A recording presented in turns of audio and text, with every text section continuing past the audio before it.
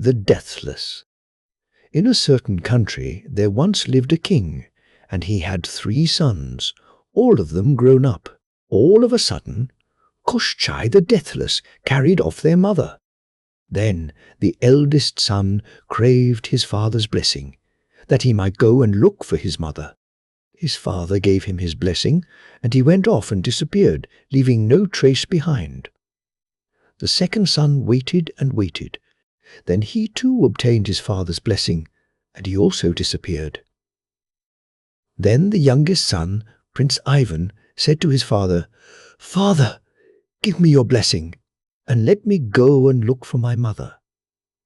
But his father would not let him go, saying, "Your brothers are no more. If you likewise go away, I shall die of grief." "Not so, father. But if you bless me, I shall go, and if you do not bless me, I shall go." So his father gave him his blessing. Prince Ivan went to choose a steed, but every one that he laid his hand upon gave way under it. He could not find a steed to suit him, so he wandered with drooping brow along the road and about the town. Suddenly there appeared an old woman, who asked, "Why hangs your brow so low, Prince Ivan?" "Be off, old crone," he replied. "If I put you on one of my hands, and give it a slap with the other, there'll be a little wet left, that's all." The old woman ran down a by-street, came to meet him a second time, and said, "Good day, Prince Ivan. Why hangs your brow so low?" Then he thought, "Why does this old woman ask me? Mightn't she be of use to me?" And he replied, "Well, mother, because I cannot get myself a good steed." "Silly fellow," she cried, "to suffer and not to ask the old woman's help. Come along with me."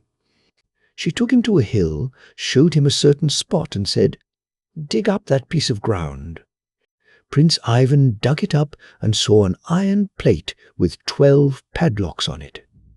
He immediately broke off the padlocks, tore open a door, and followed a path leading underground. There, fastened with 12 chains, stood a heroic steed which evidently heard the approaching steps of a rider worthy to mount it, and so began to neigh and to struggle until it broke all 12 of its chains. Then Prince Ivan put on armor fit for a hero, and bridled the horse, and saddled it with a Circassian saddle. And he gave the old woman money, and said to her, "Forgive me, mother, and bless me." Then he mounted his steed and rode away. Long time did he ride. At last he came to a mountain, a tremendously high mountain, and so steep that it was utterly impossible to get up it. Presently his brothers came that way. They all greeted each other and rode on together till they came to an iron rock, 150 poods in weight, and on it was this inscription: "Whosoever will fling this rock against the mountain, to him will a way be opened." The 2 elder brothers were unable to lift the rock, but Prince Ivan at the first try flung it against the mountain, and immediately there appeared a ladder leading up the mountainside. Prince Ivan dismounted, let some drops of blood run from his little finger into a glass, gave it to his brothers, and said, "If the blood in this glass turns black, tarry here no longer. That will mean that I am about to die." Then he took leave of them and went his way. He mounted the hill. What did not he see there? All sorts of trees were there, all sorts of fruits, all sorts of birds. Long did Prince Ivan walk on. At last he came to a house, a huge house. In it lived a king's daughter who had been carried off by Koshckei the Deathless. Prince Ivan walked round the enclosure, but could not see any doors. The king's daughter saw there was someone there, came onto the balcony, and called out to him, "See, there is a chink in the enclosure. Touch it with your little finger, and it will become a door." What she said turned out to be true. Prince Ivan went into the house, and the maiden received him kindly, gave him to eat and to drink, and then began to question him. He told her how he had come to rescue his mother from Koshckei the Deathless. Then the maiden said, "It will be difficult for you to get at your mother, Prince Ivan. You see, Koshckei is not mortal. He will kill you. He often comes here to see me. There is his sword, 50 poods in weight. Can you lift it? If so, you may venture to go." Not only did Prince Ivan lift the sword, but he tossed it high in the air. So he went on his way again. By and by he came to a second house. He knew now where to look for the door, and he entered in. There was his mother. With tears did they embrace each other. Here also did he try his strength, heaving aloft a ball which weighed some 1,500 poods. The time came for Koshckei the Deathless to arrive. The mother hid away her son. Suddenly Koshckei the Deathless entered the house and cried out, "Fool! Fool!"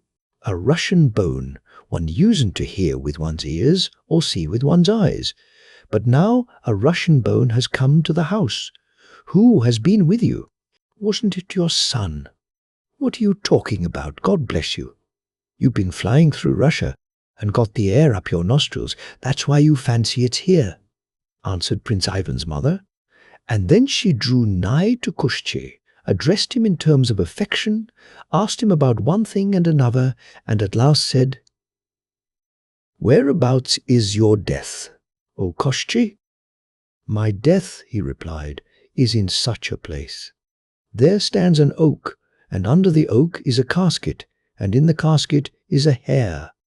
And in the hare is a duck, and in the duck is an egg, and in the egg is my death." Having thus spoken, Koshckei the Deathless tarried there a little longer, and then flew away. The time came, Prince Ivan received his mother's blessing, and went to look for Koshchei's death. He went on his way a long time without eating or drinking. At last he felt mortally hungry, and thought, "If only something would come my way." Suddenly there appeared a young wolf. He determined to kill it, but out from a hole sprang the she-wolf, and said, "Don't hurt my little one. I'll do you a good turn." "Very good." Prince Ivan let the young wolf go. On he went and saw a crow. "Stop a bit," he thought. "Here I shall get a mouthful." He loaded his gun and was going to shoot, but the crow exclaimed, "Don't hurt me. I'll do you a good turn." Prince Ivan thought the matter over and spared the crow. Then he went farther and came to a sea and stood still on the shore. At that moment a young pike suddenly jumped out of the water and fell on the strand. He caught hold of it and thought, for he was half dead with hunger, "Now I shall have something to eat." All of a sudden appeared a pike and said, "Don't hurt my little one, Prince Ivan. I'll do you a good turn." And so he spared the little pike also. But how was he to cross the sea? He sat down on the shore and meditated. But the pike knew quite well what he was thinking about, and laid herself right across the sea.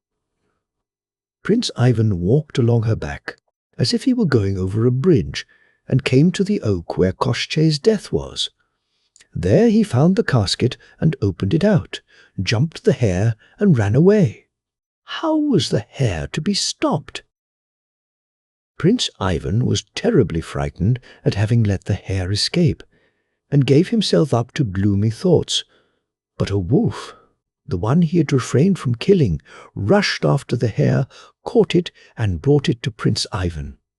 With great delight he seized the hare, cut it open, and had such a fright.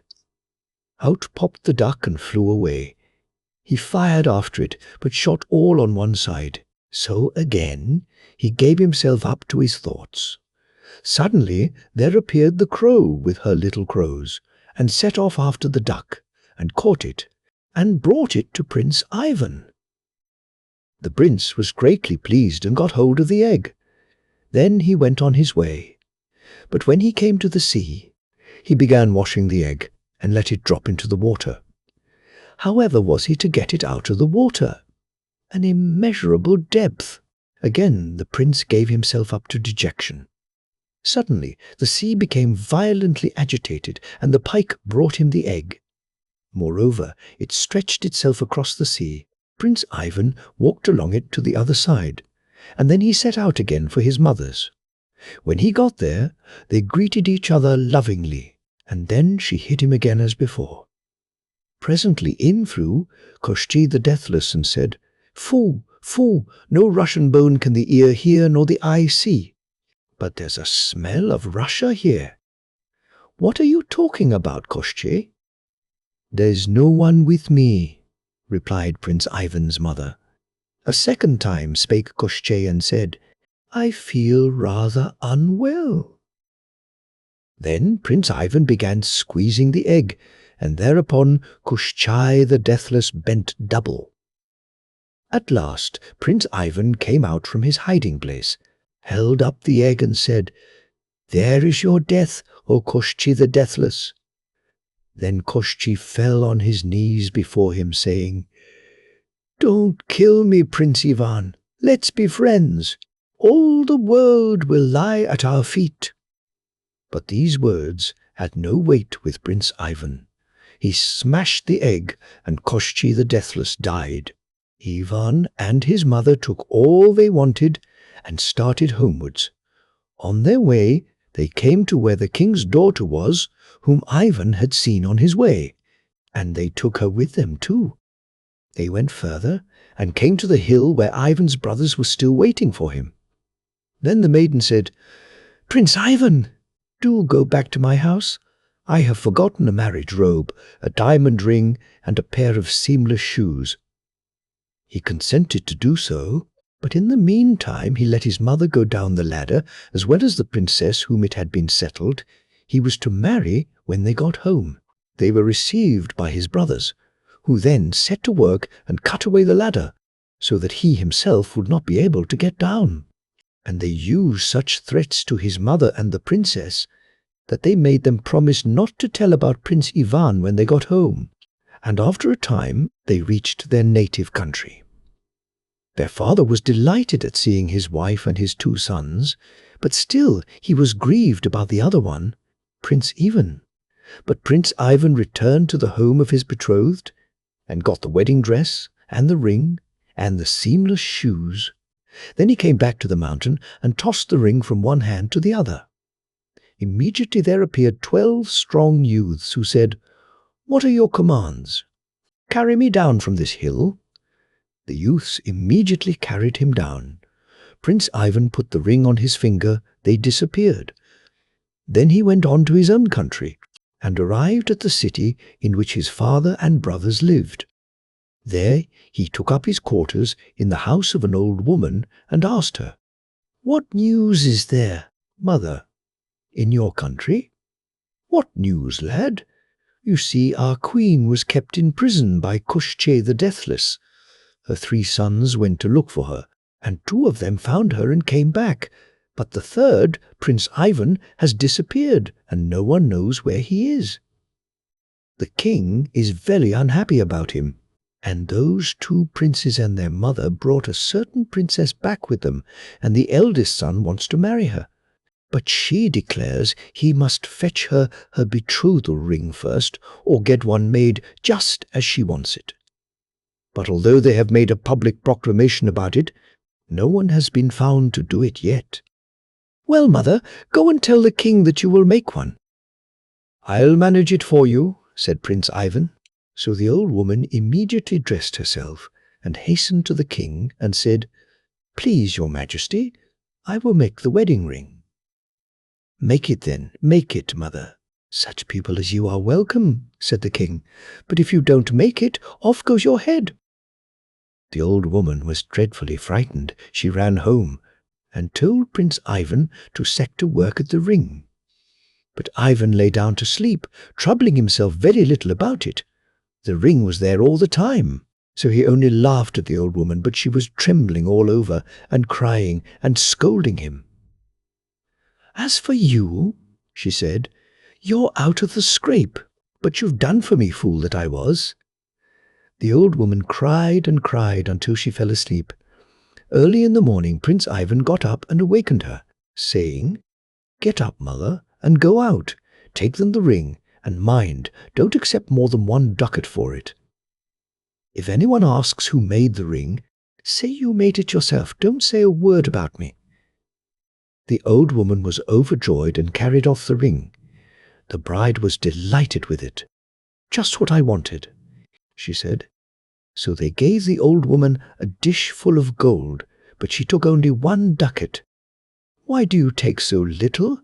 said the king. "What good would a lot do me, your majesty? If I want some more afterwards, you'll give it me." Having said this, the old woman went away. Time passed, and the news spread abroad that the bride had told her lover to fetch her wedding dress or else to get one made, just such a one as she wanted. Well, the old woman, thanks to Prince Ivan's aid, succeeded in this matter too, and took her the wedding dress. And afterwards she took her the seamless shoes also, and would only accept 1 ducat each time, and always said that she had made the things herself. Whoa! The people heard that there would be a wedding at the palace on such and such a day, and the day they all anxiously awaited came at last. Then Prince Ivan said to the old woman, "Look here, mother, when the bride is just going to be married, let me know." The old woman didn't let the time go by unheeded. Then Ivan immediately put on his princely raiment and went out of the house. "See, mother, this is what I'm really like," says he. The old woman fell at his feet. "Pray forgive me for scolding you," said she. "God be with you," said he. So he went into the church, and, finding his brothers had not yet arrived, he stood up alongside of the bride and got married to her. Then he and she were escorted back to the palace, and as they went along, the proper bridegroom, his eldest brother, met them. But when he saw that his bride and Prince Ivan were being escorted home together, he turned back again ignominiously. As to the king, he was delighted to see Prince Ivan again, and when he had learned all about the treachery of his brothers, after the wedding feast had been solemnized, he banished the 2 elder princes, but he made Ivan heir to the throne. In the story of Prince Arikad, the queen mother is carried off by the whirlwind instead of by Koshckei. Her youngest son climbs the hill by the aid of iron hooks, kills Vikhor, and lowers his mother and 3 other ladies whom he has rescued by means of a rope made of strips of hide. This his brothers cut to prevent him from descending. They then oblige the ladies to swear not to betray them, the taking of the oath being accompanied by the eating of earth. The same formality is observed in another story in which an oath of a like kind is exacted. The sacred nature of such an obligation may account for the singular reticence so often maintained under similar circumstances in stories of this class.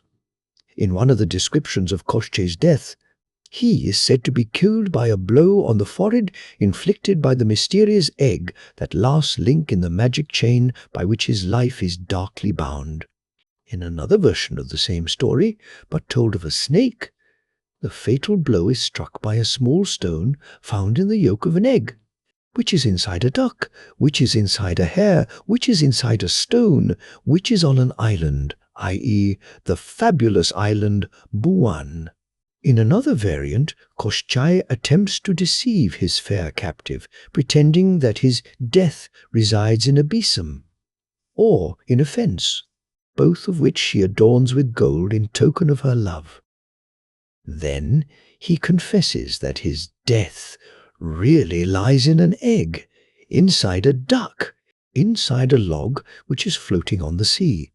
Prince Ivan gets hold of the egg and shifts it from one hand to the other. Koshckei rushes wildly from side to side of the room. At last the prince breaks the egg. Koshckei falls on the floor and dies. This heart-breaking episode occurs in the folk tales of many lands. It may not be amiss to trace it through some of its forms. In a Norse story, a giant's heart lies in an egg, inside a duck, which swims in a well, in a church, on an island.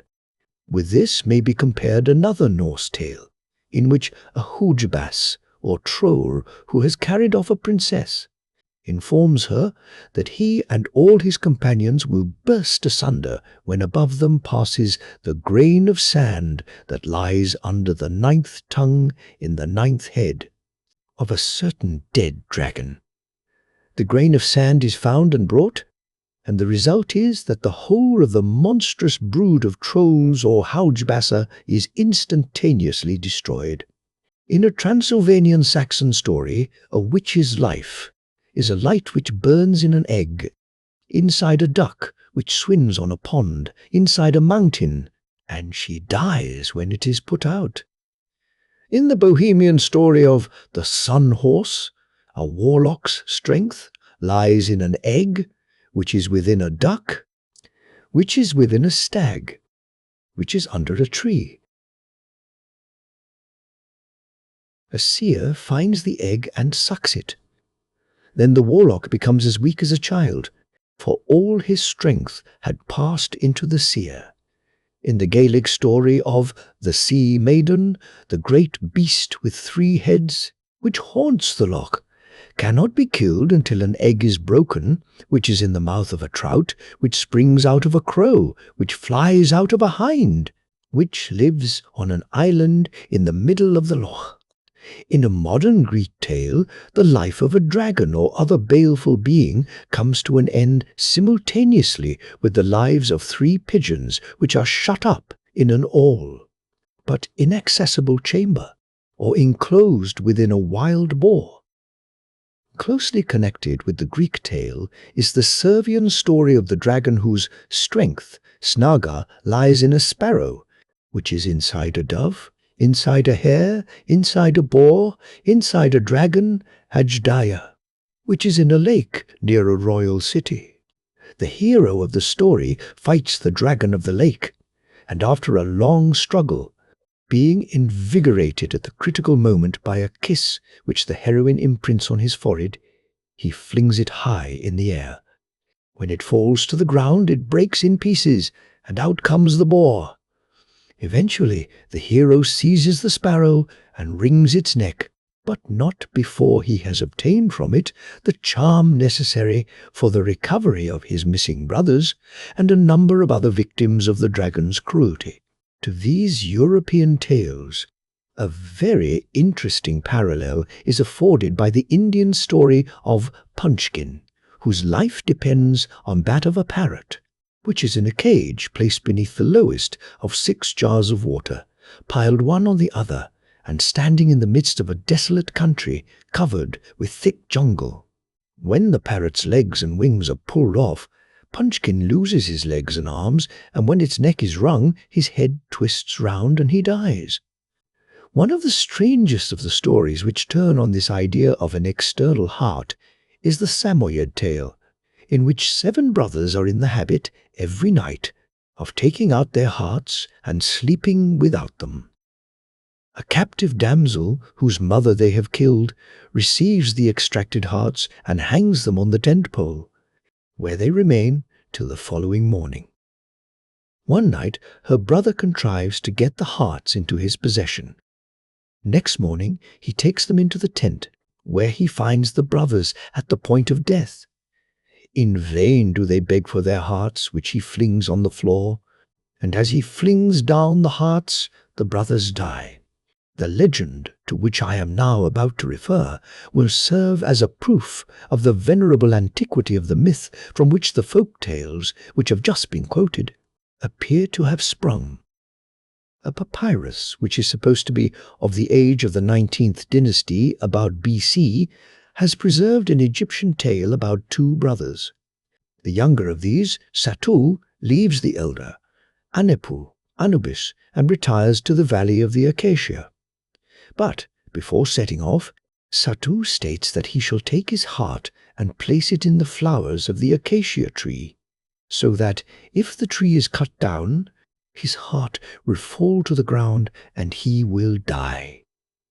Having given Anepu instructions what to do in such a case, he seeks the valley. There he hunts wild animals by day, and at night he sleeps under the acacia tree on which his heart rests. But at length Noom, the creator, forms a wife for him, and all the other gods endow her with gifts. To this Egyptian Pandora, Satu confides the secret of his heart. One day, a tress of her perfumed hair floats down the river, and is taken to the king of Egypt. He determines to make its owner his queen, and she, like Rhodope or Cinderella, is sought for far and wide. When she has been found and brought to the king, she recommends him to have the acacia cut down, so as to get rid of her lawful husband. Accordingly, the tree is cut down, the heart falls, and Satu dies. About this time, Anapu sets out to pay his long-lost brother a visit. Finding him dead, he searches for his heart, but searches in vain for 3 years. In the 4th year, however, it suddenly becomes desirous of returning to Egypt and says, "I will leave this celestial sphere." Next day, Anapu finds it under the acacia and places it in a vase which contains some mystic fluid.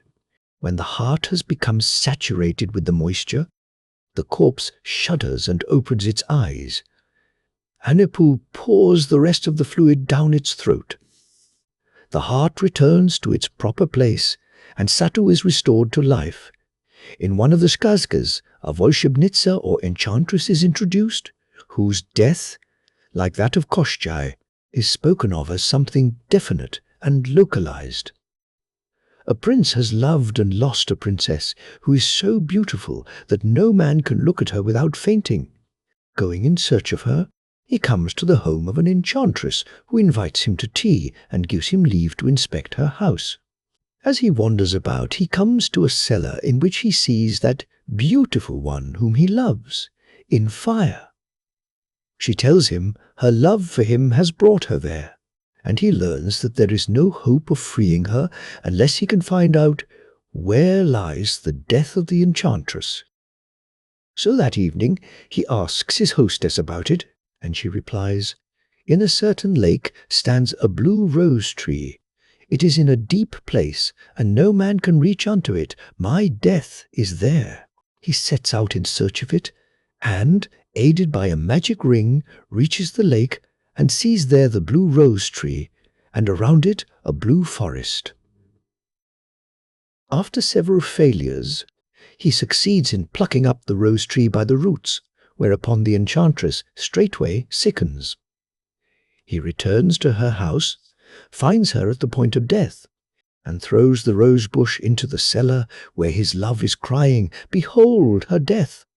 And immediately the whole building shakes to its foundations and becomes an island, on which are people who had been sitting in hell and who offer up thanks to Prince Ivan.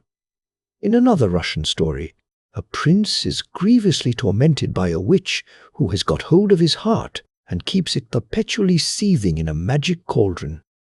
In a third, a queen maiden falls in love with the young Ivan and, after being betrothed to him, would fain take him away to her own land and marry him. But his stepmother throws him into a magic slumber, and the queen maiden has to return home without him. When he awakes and learns that she has gone, he sorrows greatly and sets out in search of her. At last he learns from a friendly witch that his betrothed no longer cares for him. Her love is hidden far away.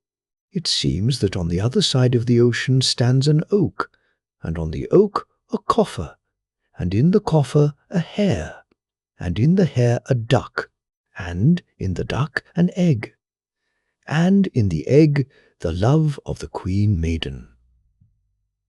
Ivan gets possession of the egg, and the friendly witch contrives to have it placed before the queen maiden at dinner. She eats it, and immediately her love for Ivan returns in all its pristine force. He appears, and she, overjoyed, carries him off to her own land and there marries him.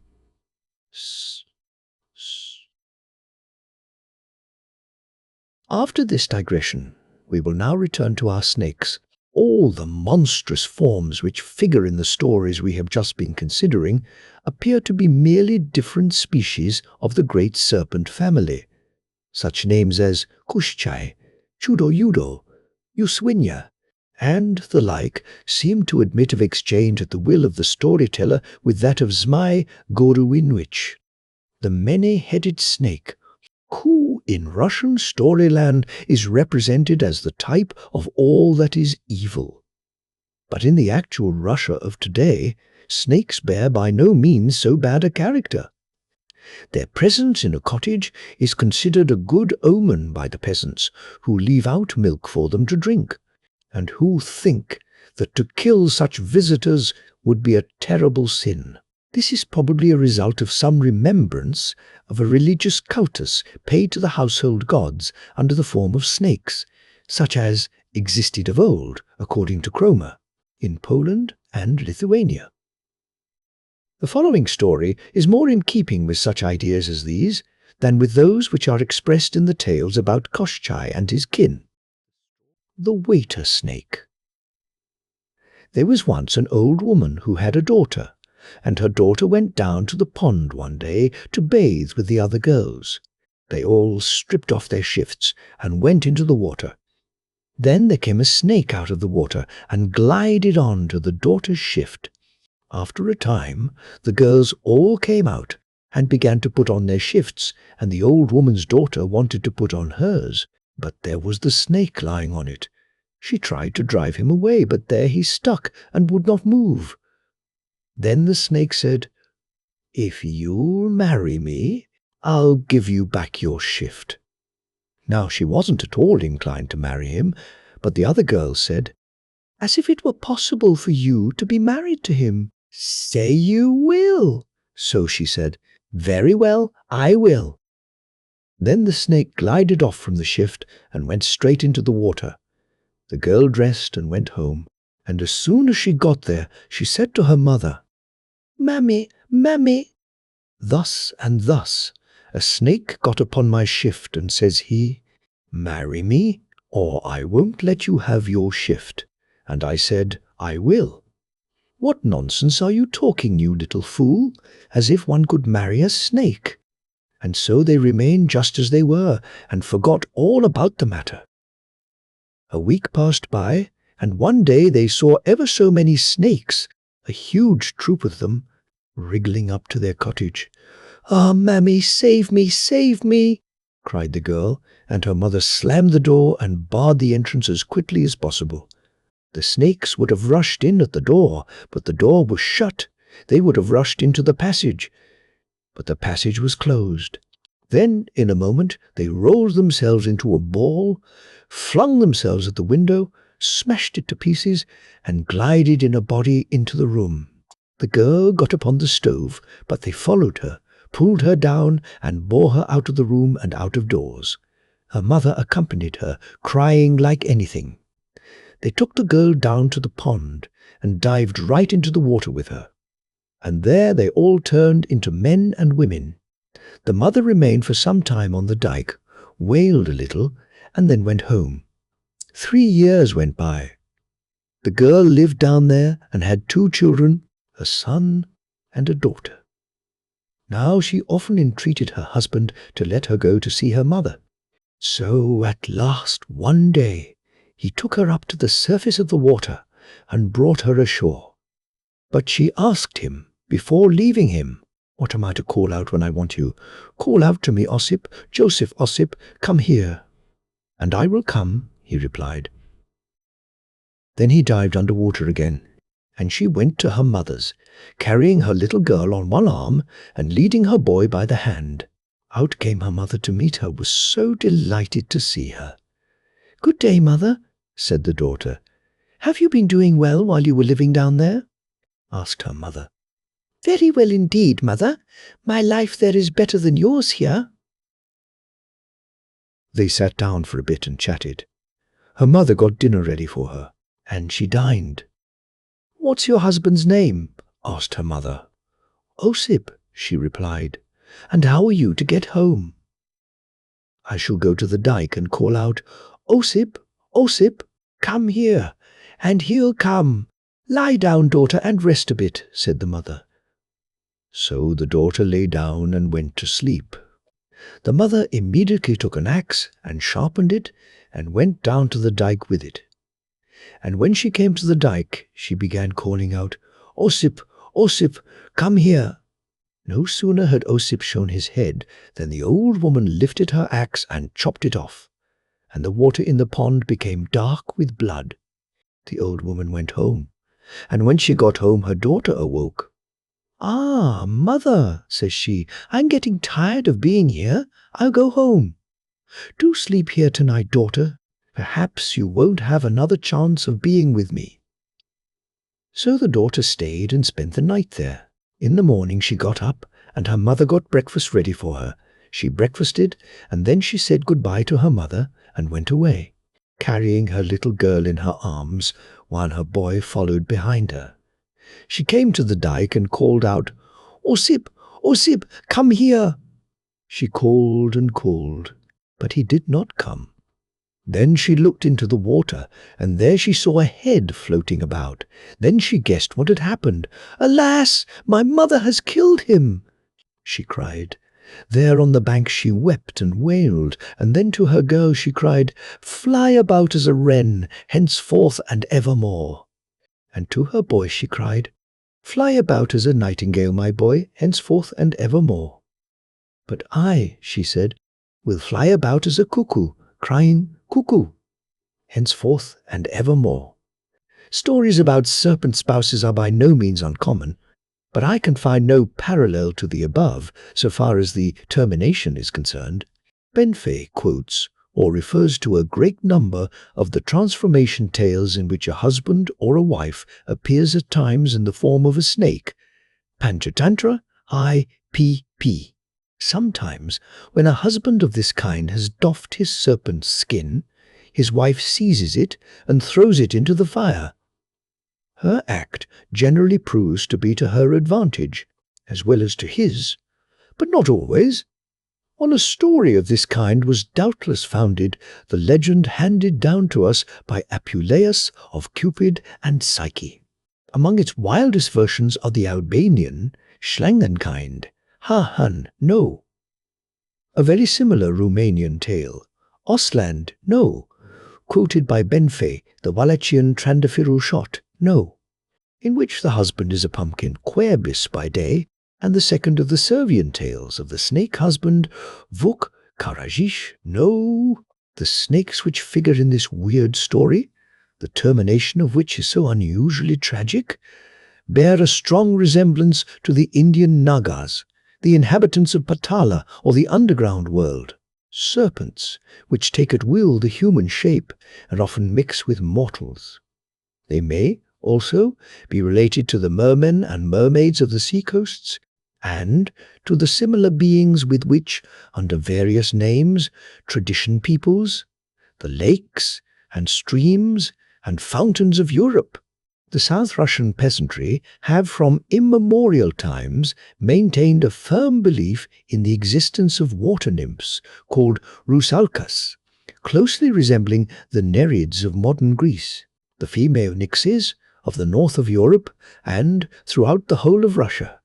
At least in outlying districts, there still lingers a sort of cultus of certain male water sprites who bear the name of Vodyanes, and who are almost identical with the beings who haunt the waters of various countries, such as the German Nix, the Swedish Neck, the Finnish Naiki, etc. In the Skazkas we find frequent mention of beauteous maidens who usually live beneath the wave, but who can transform themselves into birds and fly wherever they please. We may perhaps be allowed to designate them by the well-known name of swan maidens, though they do not always assume, together with their plumage robes, the form of swans, but sometimes appear as geese, ducks, spoonbills, or aquatic birds of some other species. They are, for the most part, the daughters of the Morskoi Tsar, or Water King, a being who plays an important part in Slavonic popular fiction. He is of a somewhat shadowy form, and his functions are not very clearly defined. for the part he usually fills is sometimes allotted to Koshckei or to the snake, but the stories generally represent him as a patriarchal monarch, living in subaqueous halls of light and splendor, whence he emerges at times to seize a human victim. It is generally a boy whom he gets into his power, and who eventually obtains the hand of one of his daughters and escapes with her to the upper world, though not without considerable difficulty. Such are, for instance, the leading incidents in the following skazka, many features of which closely resemble those of various well-known West European folk tales. The Waiter King and Vasilis the Wise. Once upon a time there lived a king and queen, and the king was very fond of hunting and shooting. Well, one day he went out hunting, and he saw an eaglet sitting on an oak. But just as he was going to shoot at it, the eaglet began to entreat him, crying, "Don't shoot me, my lord king. Better take me home with you. Some time or other I shall be of service to you." The king reflected a while and said, "How can you be of use to me?" And again he was going to shoot. Then the eaglet said to him a second time, "Don't shoot me, my lord king. Better take me home with you. Some time or other I shall be of use to you." The king thought and thought, but couldn't imagine a bit the more what use the eaglet could be to him, and so he determined to shoot it. Then a third time the eaglet exclaimed, "Don't shoot me, my lord king. Better take me home with you and feed me for 3 years. Some time or other I shall be of service to you." The king relented, took the eaglet home with him, and fed it for a year, for 2 years. But it ate so much that it devoured all his cattle. The king had neither a cow nor a sheep left. At length the eagle said, "Now let me go free." The king set it at liberty. The eagle began trying its wings, but no, it could not fly yet. So it said, "Well, my lord king, you have fed me 2 years now, whether you like it or no. Feed me for 1 year more. Even if you have to borrow, at all events feed me. You won't lose by it." Well, this is what the king did. He borrowed cattle from everywhere round about, and he fed the eagle for the space of a whole year, and afterwards he set it at liberty. The eagle rose ever so high, flew and flew, then dropped down again to the earth and said, "Now then, my lord king, take a seat on my back. We'll have a fly together." The king got on the eagle's back. Away they went flying. Before very long they reached the blue sea. Then the eagle shook off the king, who fell into the sea and sank up to his knees. But the eagle didn't let him drown. It jerked him onto its wing and asked, "How now, my lord king? Were you frightened, perchance?" "I was," said the king. "I thought I was going to be drowned outright." Again they flew and flew till they reached another sea. The eagle shook off the king right in the middle of the sea. The king sank up to his girdle. The eagle jerked him onto its wing again and asked, "Well, my lord king, were you frightened, perchance?" "I was," he replied, "but all the time I thought, perhaps, please God, the creature will pull me out." Away they flew again, and arrived at a third sea. The eagle dropped the king into a great gulf, so that he sank right up to his neck, and the third time the eagle jerked him onto its wing and asked, "Well, my lord king, were you frightened, perchance?" "I was," says the king, "but still I said to myself, perhaps it will pull me out." "Well, my lord king, now you have felt what the fear of death is like. What I have done was in payment of an old score. Do you remember my sitting on an oak and your wanting to shoot me? 3 times you were going to let fly, but I kept on entreating you not to shoot, saying to myself all the time, perhaps he won't kill me. Perhaps he'll relent and take me home with him. Afterwards they flew beyond thrice 9 lands. Long, long did they fly, says the eagle. Look, my lord king, what is above us and what below us? The king looked. Above us, he says, is the sky, below us the earth. Look again. What is on the right hand and on the left? On the right hand is an open plain, on the left stands a house. We will fly thither, said the eagle. My youngest sister lives there. They went straight into the courtyard. The sister came out to meet them, received her brother cordially, and seated him at the oaken table. But on the king she would not so much as look, but left him outside, loosed greyhounds, and set them at him. The eagle was exceedingly wroth, jumped up from table, seized the king, and flew away with him again. Well, they flew and flew. Presently the eagle said to the king, Look round, what is behind us? The king turned his head, looked, and said, Behind us is a red house. That is the house of my youngest sister on fire, because she did not receive you, but set greyhounds at you. They flew and flew. Again the eagle asked, Look again, my lord king, what is above us and what below us? Above us is the sky, below us the earth. Look and see what is on the right hand and on the left. On the right is the open plain. On the left there stands a house. There lives my second sister. We'll go and pay her a visit. They stopped in a wide courtyard. The second sister received her brother cordially and seated him at the oaken table, but the king was left outside, and she loosed greyhounds and set them at him. The eagle flew into a rage, jumped up from table, caught up the king, and flew away farther with him. They flew and flew, says the eagle. My lord king, look round. What is behind us? The king looked back. There stands behind us a red house. That's my second sister's house burning, said the eagle. Now we'll fly to where my mother and my eldest sister live. Well, they flew there.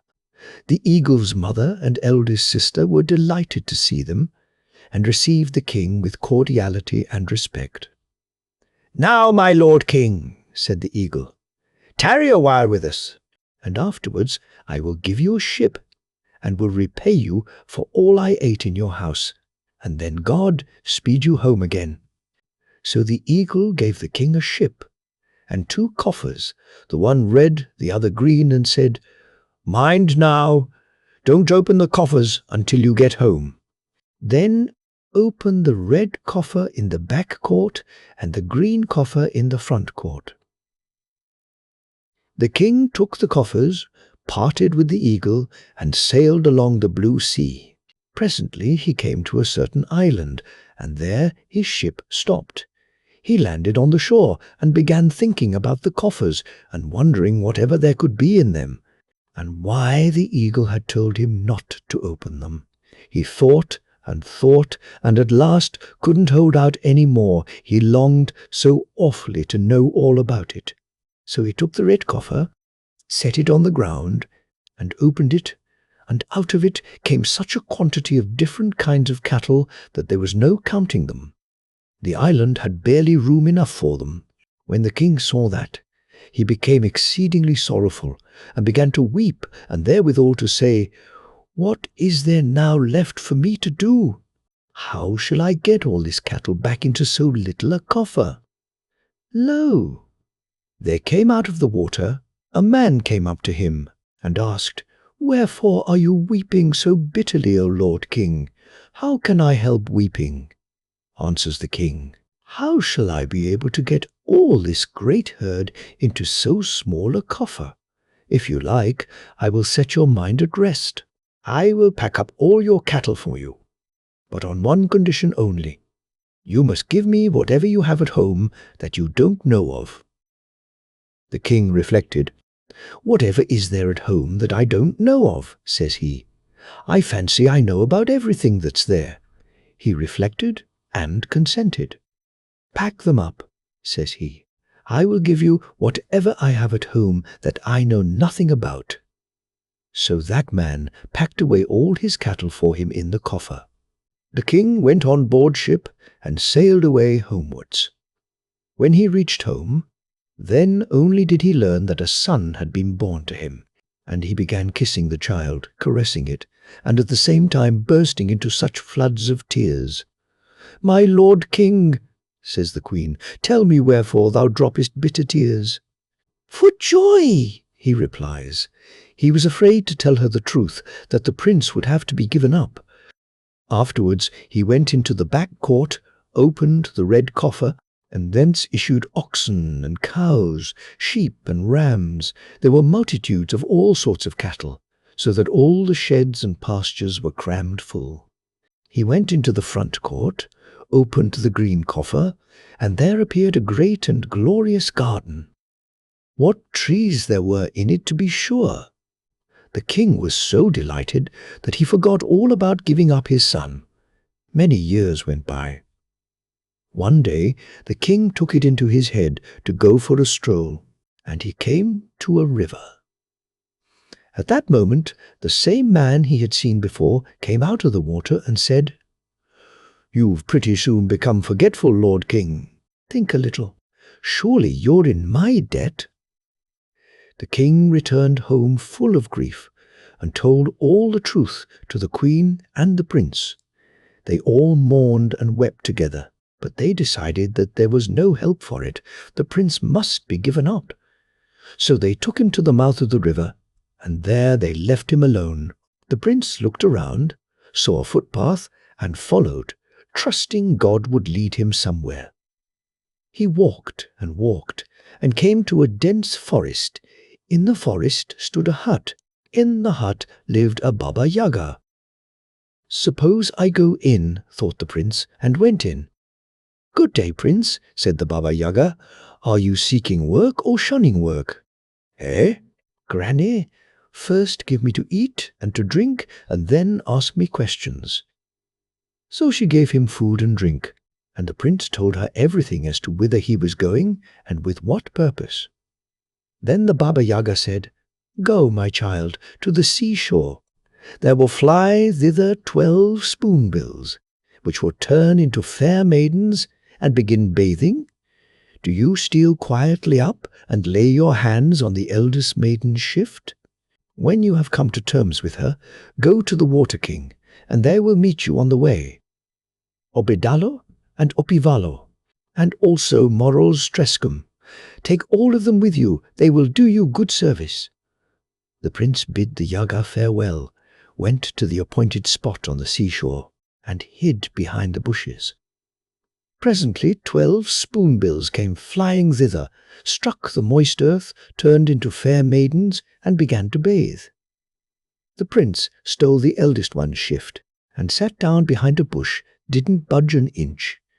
The girls finished bathing and came out on the shore.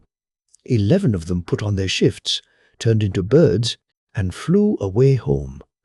There remained only the eldest, Vasilisa the Wise. She began praying and begging the good youth.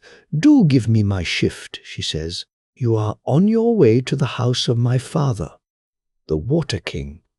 When you come, I will do you good service."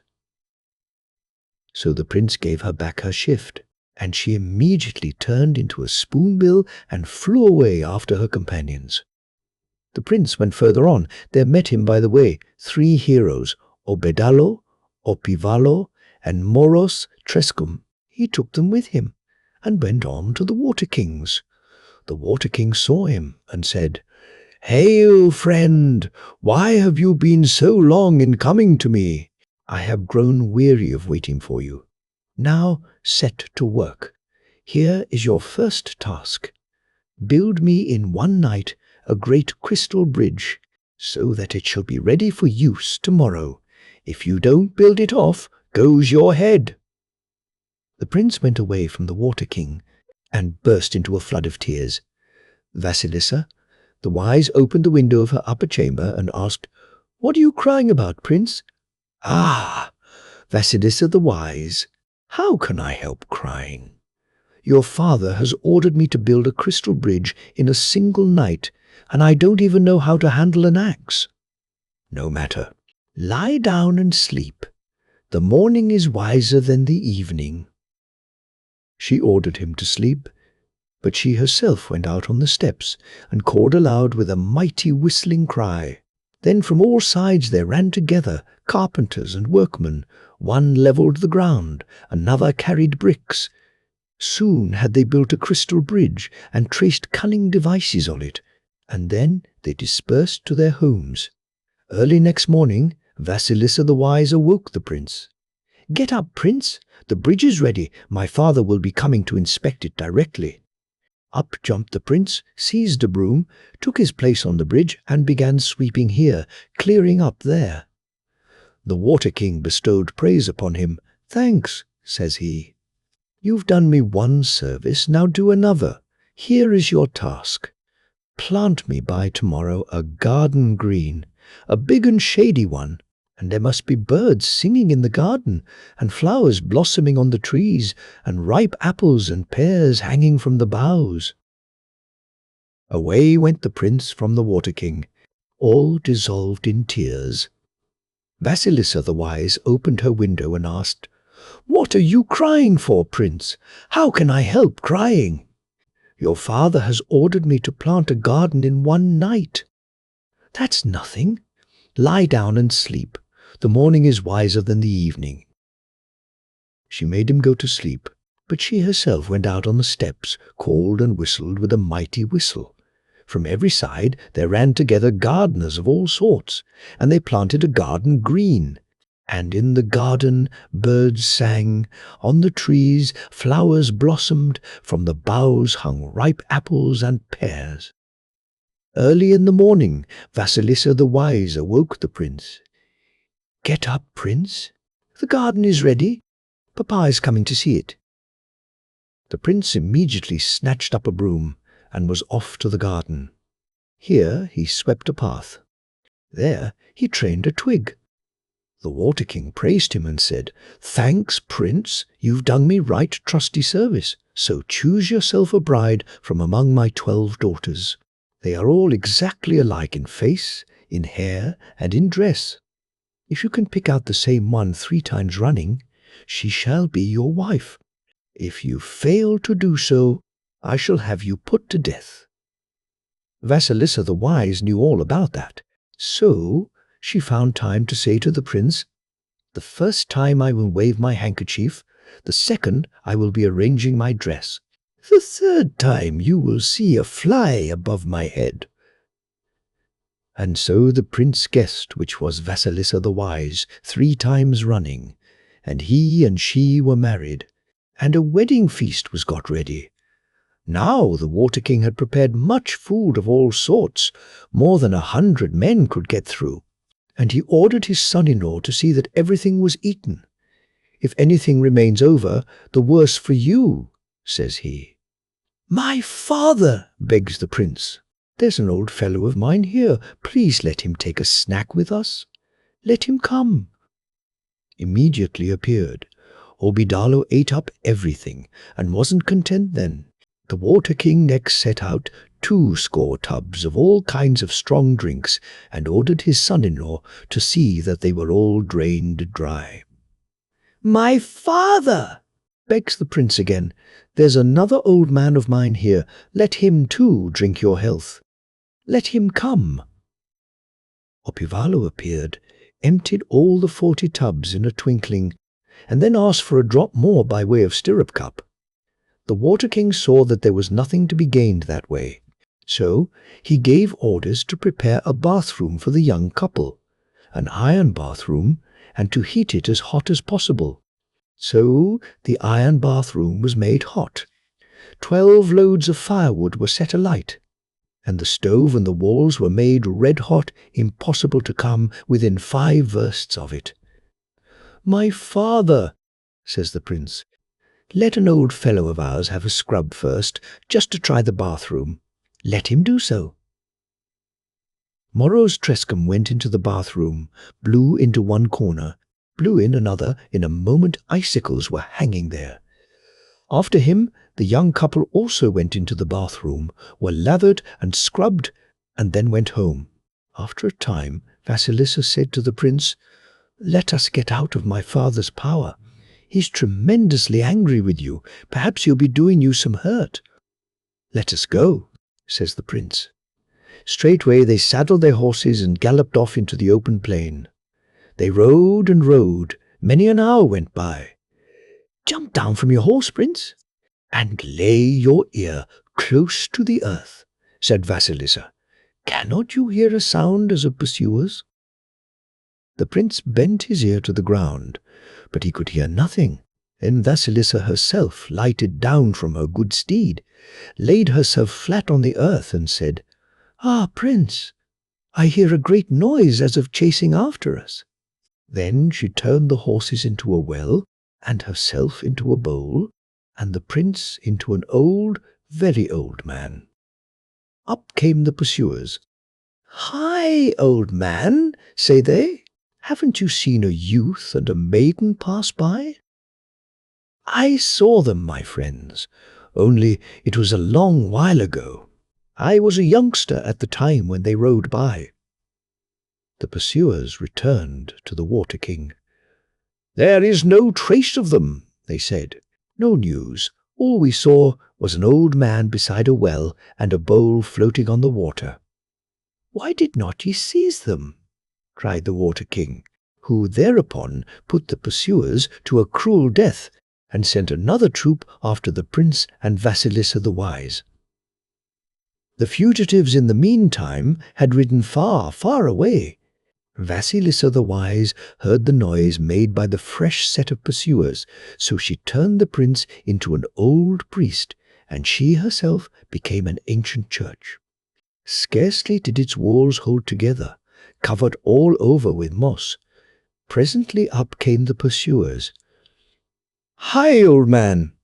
Haven't you seen a youth and a maiden pass by?" "I saw them, my own. Only it was long, ever so long ago. I was a young man when they rode by. It was just while I was building this church." So the second set of pursuers returned to the Water King, saying, "There is neither trace nor news of them, your royal majesty. All that we saw was an old priest and an ancient church." "Why did not ye seize them?" cried the Water King louder than before. And having put the pursuers to a cruel death, he galloped off himself in pursuit of the prince and Vasilisa the Wise. This time, Vasilisa turned the horses into a river of honey with kisselbanks, and changed the prince into a drake and herself into a grey duck. The Water King flung himself on the kissel and honey water, and ate and drank until he burst. And so he gave up the ghost. The prince and Vasilisa rode on, and at length they drew nigh to the home of the prince's parents. Then said Vasilisa, "Go on in front, prince, and report your arrival to your father and mother. But I will wait for you here by the wayside. Only remember these words of mine. Kiss everyone else. Only don't kiss your sister. If you do, you will forget me." The prince reached home, began saluting everyone, kissed his sister too. And no sooner had he kissed her than from that very moment he forgot all about his wife, just as if she had never entered into his mind. 3 days did Vasilisa the Wise await him. On the 4th day she clad herself like a beggar, went into the capital, and took up her quarters in an old woman's house. But the prince was preparing to marry a rich princess, and orders were given to proclaim throughout the kingdom that all Christian people were to come to congratulate the bride and bridegroom, each one bringing a wheaten pie as a present. Well, the old woman with whom Vasilisa lodged prepared, like everyone else, to sift flour and make a pie. "Why are you making a pie, Granny?" asked Vasilisa. "Is it why?" "You evidently don't know then. Our king is giving his son in marriage to a rich princess. One must go to the palace to serve up the dinner to the young couple. Come now, I too will bake a pie and take it to the palace. Maybe the king will make me some present." "Bake away in God's name," said the old woman. Vasilisa took flour, kneaded dough, and made a pie, and inside it she put some curds and a pair of live doves. Well, the old woman and Vasilisa the wise reached the palace just at dinner time. There a feast was in progress, one fit for all the world to see. Vasilisa's pie was set on the table, but no sooner was it cut in two than out of it flew the two doves. The hen bird seized a piece of curd, and her mate said to her, "Give me some curds too, dovey." "No, I won't," replied the other dove, "else you'd forget me, as the prince has forgotten his Vasilisa the wise." Then the prince remembered about his wife. He jumped up from table, caught her by her white hands, and seated her close by his side. From that time forward, they lived together in all happiness and prosperity. With this story may be compared a multitude of tales in very many languages. In German, for instance, Der König vom Goldenen Berg, Grimm KM. No. See also Nose Eye, and the opening of Number I, Der Königshorn und die Teufelstochter, Haltrich Nummer, and Grunus-Krawalle, wo's Deutsche Haus Märchen, no, the Norse Mastermaid, Asbjörnsen and Moe, no, Dasent, no, and the Three Princesses of Whiteland, A and M, no, Dasent, no. The Lithuanian story, Schleicher, no, P, in which a field devil exacts from a farmer the promise of a child.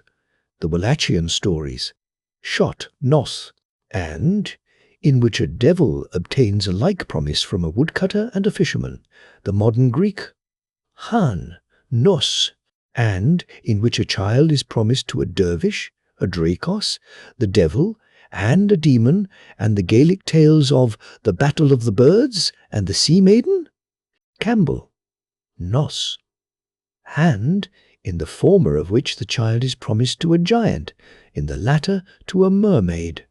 The likeness between the Russian story and the Battle of the Birds is very striking. References to a great many other similar tales will be found in Grimm KM, II, PP, and the group to which all these stories belong is linked with a set of tales about a father who apprentices his son to a wizard, sometimes to the devil, from whom the youth escapes with great difficulty. The principal Russian representative of the second set is called Eerie Art, Khitraya Nauka. Afanasiev, V, no, Vi, no, VI. To the hero's adventures while with the Water King and while escaping from him, an important parallel is offered by the end of the already mentioned at P Indian story of Sringabuja. That prince asks Agnisika, the Rakshasa whom, in his crane form, he has wounded, to bestow upon him the hand of his daughter, the maiden who had met him on his arrival at the Rakshasa's palace. The demon pretends to consent, but only on condition that the prince is able to pick out his love from among her numerous sisters. This Sringabhuja is able to do, in spite of all the demon's daughters being exactly alike, as she has told him beforehand she will wear her pearls on her brow instead of round her neck. Her father will not remark the change, she says, for being of the demon race, he is not very sharp-witted. The Rakshasa next sets the prince two of the usual tasks. He is to plough a great field and sow 100 bushels of corn. When this, by the daughter's help, is done, he is told to gather up the seed again. This also the demon's daughter does for him, sending to his aid a countless swarm of ants. Lastly, he is commanded to visit the demon's brother and invite him to the wedding. He does so, and is pursued by the invited guest, from whom he escapes only by throwing behind him earth, water, thorns, and lastly fire, with all of which he has been provided by his love. They produce corresponding obstacles which enable him to get away from the uncle of his bride. The demon now believes that his proposed son-in-law must be a god in disguise, so he gives his consent to the marriage. All goes well for a time, but at last the prince wants to go home, so he and his wife fly from her father's palace. Adnisika pursues them. She makes her husband invisible, while she assumes the form of a woodman. Up comes her angry sire and asks for news of the fugitives. She replies she has seen none, her eyes being full of tears caused by the death of the Rakshasa prince Adnisika. The slow-witted demon immediately flies home to find out whether he is really dead. Discovering that he is not, he renews the pursuit. Again his daughter renders her husband invisible and assumes the form of a messenger carrying a letter. When her father arrives and repeats his question, she says she has seen no one. She is going with a letter to his brother from Adnisika, who has just been mortally wounded. Back again, home flies the demon in great distress, anxious to find out whether he has really been wounded to death or not. After settling this question, he leaves his daughter and her husband in peace. See Professor Brockhaus in the Berichte der Phil, Hist, Klasse de K. Seisch, Gesellschaft der Wissenschaften, pp. And Professor Wilson, Essays, NC, E, P, C, F, A. Kuhler in Orient und Occident, EE, P. P. In another story, a king is out hunting and becomes thirsty.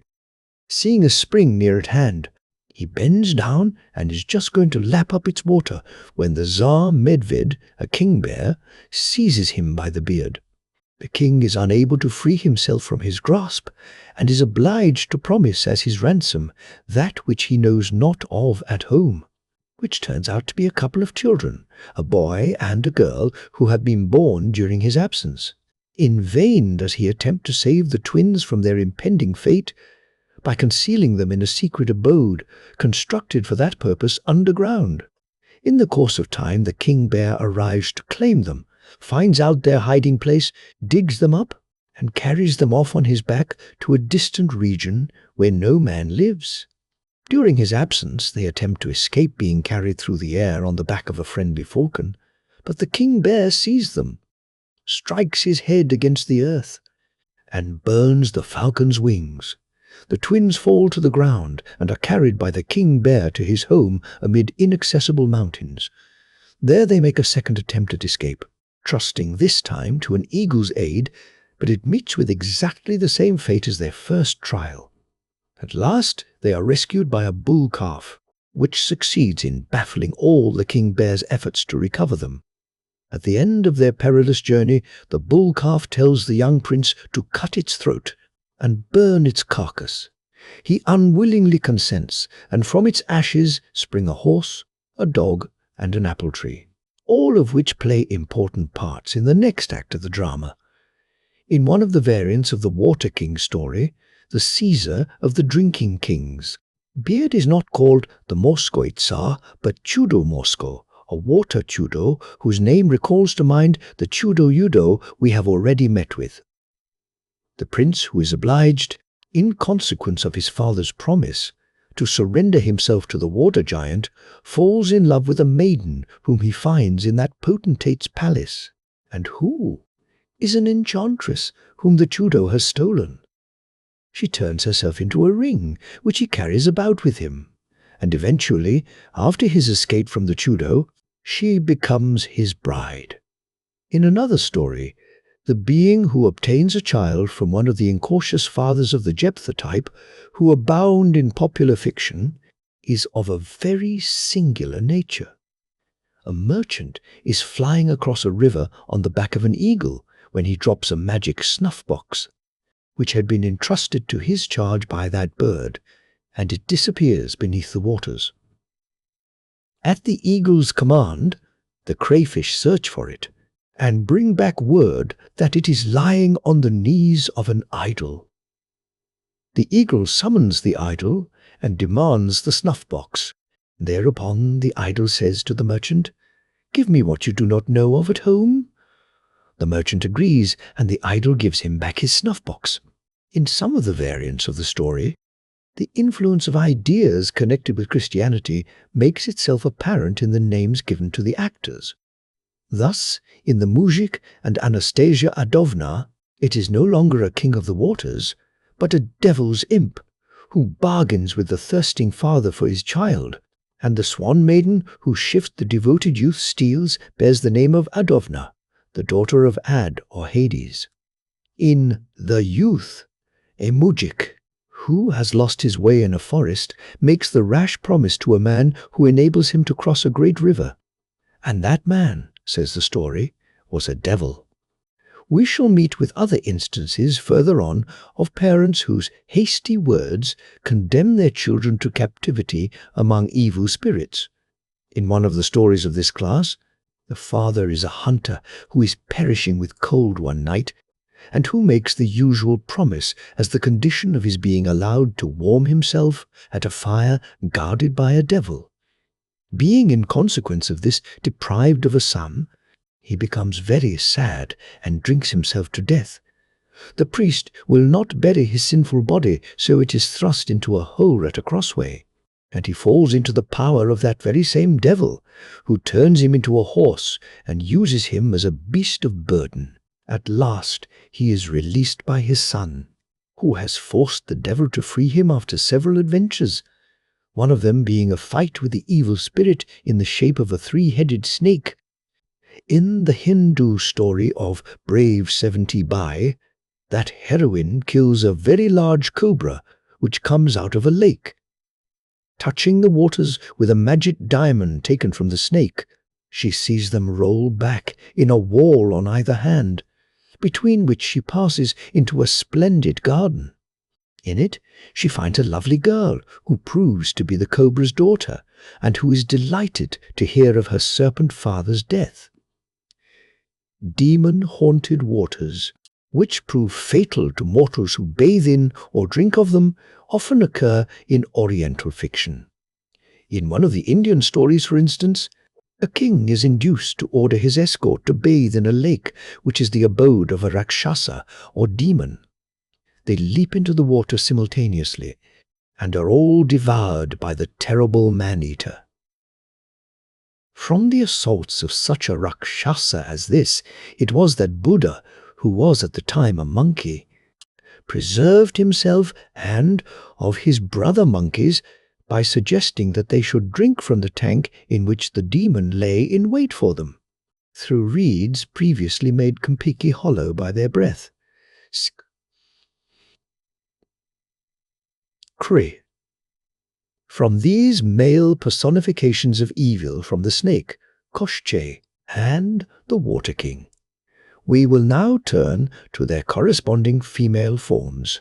By far, the most important beings of the latter class are those malevolent enchantresses who form two closely related branches of the same family.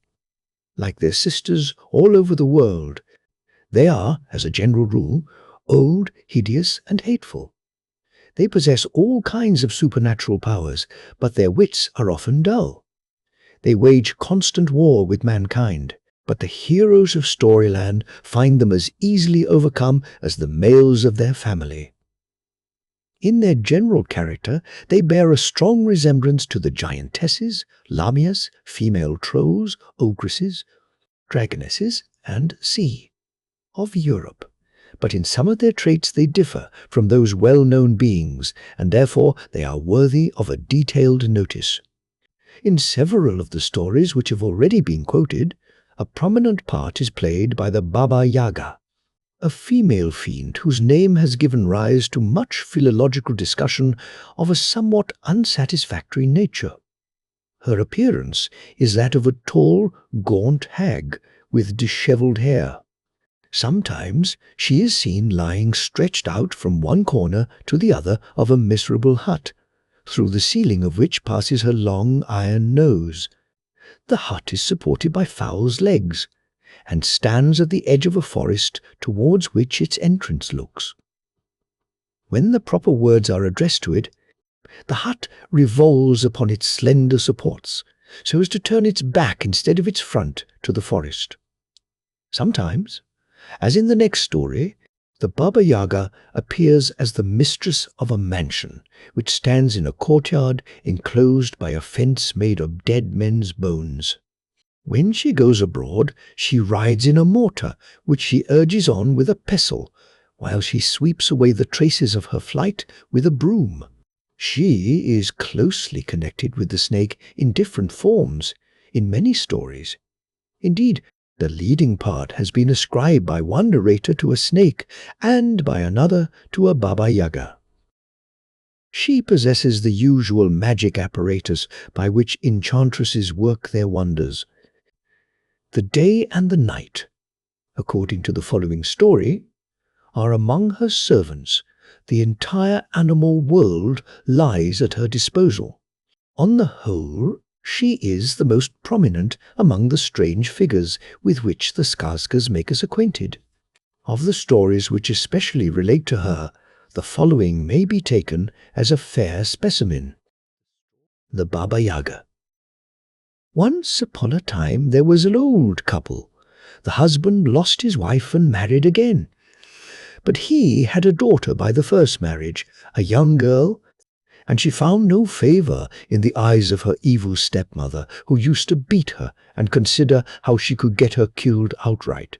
One day the father went away somewhere or other, so the stepmother said to the girl, "Go to your aunt, my sister, and ask her for a needle and thread to make you a shift." Now that aunt was a Baba Yaga. Well, the girl was no fool, so she went to a real aunt of hers first, and says she, "Good morning, auntie." "Good morning, my dear. What have you come for?" "Mother has sent me to her sister to ask for a needle and thread to make me a shift." Then her aunt instructed her what to do. "There is a birch tree there, niece, which would hit you in the eye. You must tie a ribbon round it. There are doors which would creak and bang. You must pour oil on their hinges. There are dogs which would tear you in pieces. You must throw them these rolls. There is a cat which would scratch your eyes out. You must give it a piece of bacon." So the girl went away and walked till she came to the place. There stood a hut, and in it sat weaving the Baba Yaga, the bony shanks. "Good morning, auntie," says the girl. "Good morning, my dear," replies the Baba Yaga. "Mother has sent me to ask you for a needle and thread to make me a shift." "Very well, sit down and weave a little in the meantime." So the girl sat down behind the loom, and the Baba Yaga went outside and said to her servant maid, "Go and heat the bath and get my niece washed, and mind you look sharp after her. I want to breakfast off her." "Well?" The girl sat there in such a fright that she was as much dead as alive. Presently she spoke imploringly to the servant maid, saying, "Kinswoman dear, do please wet the firewood instead of making it burn, and fetch the water for the bath in a sieve." And she made her a present of a handkerchief.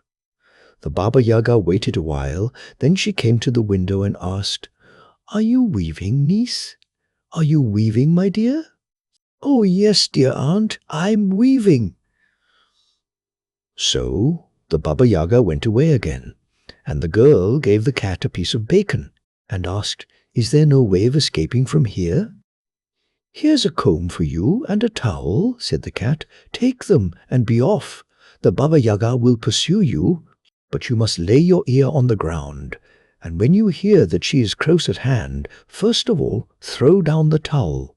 It will become a wide, wide river. And if the Baba Yaga gets across the river and tries to catch you, then you must lay your ear on the ground again.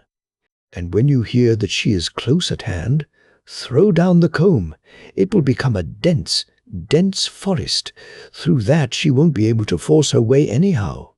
The girl took the towel and the comb and fled. The dogs would have rent her, but she threw them the rolls, and they let her go by. The doors would have begun to bang, but she poured oil on their hinges, and they let her pass through. The birch tree would have poked her eyes out, but she tied the ribbon around it, and it let her pass on. And the cat sat down to the loom and worked away, muddled everything about, if it didn't do much weaving. Up came the Baba Yaga to the window and asked, "Are you weaving, niece? Are you weaving, my dear?" "I'm weaving, dear aunt, I'm weaving," gruffly replied the cat. The Baba Yaga rushed into the hut, saw that the girl was gone, and took to beating the cat and abusing it for not having scratched the girl's eyes out. "Long as I've served you," said the cat, "you've never given me so much as a bone, but she gave me bacon." Then the Baba Yaga pounced upon the dogs, on the doors, on the birch tree, and on the servant maid, and set to work to abuse them all, and to knock them about. Then the dog said to her, "Long as we've served you, you've never so much as pitched us a burnt crust, but she gave us rolls to eat." And the doors said, "Long as we've served you, you've never poured even a drop of water on our hinges, but she poured oil on us." The birch tree said, "Long as I've served you, you've never tied a single thread round me, but she fastened a ribbon around me." And the servant maid said, "Long as I've served you, you've never given me so much as a rag, but she gave me a handkerchief."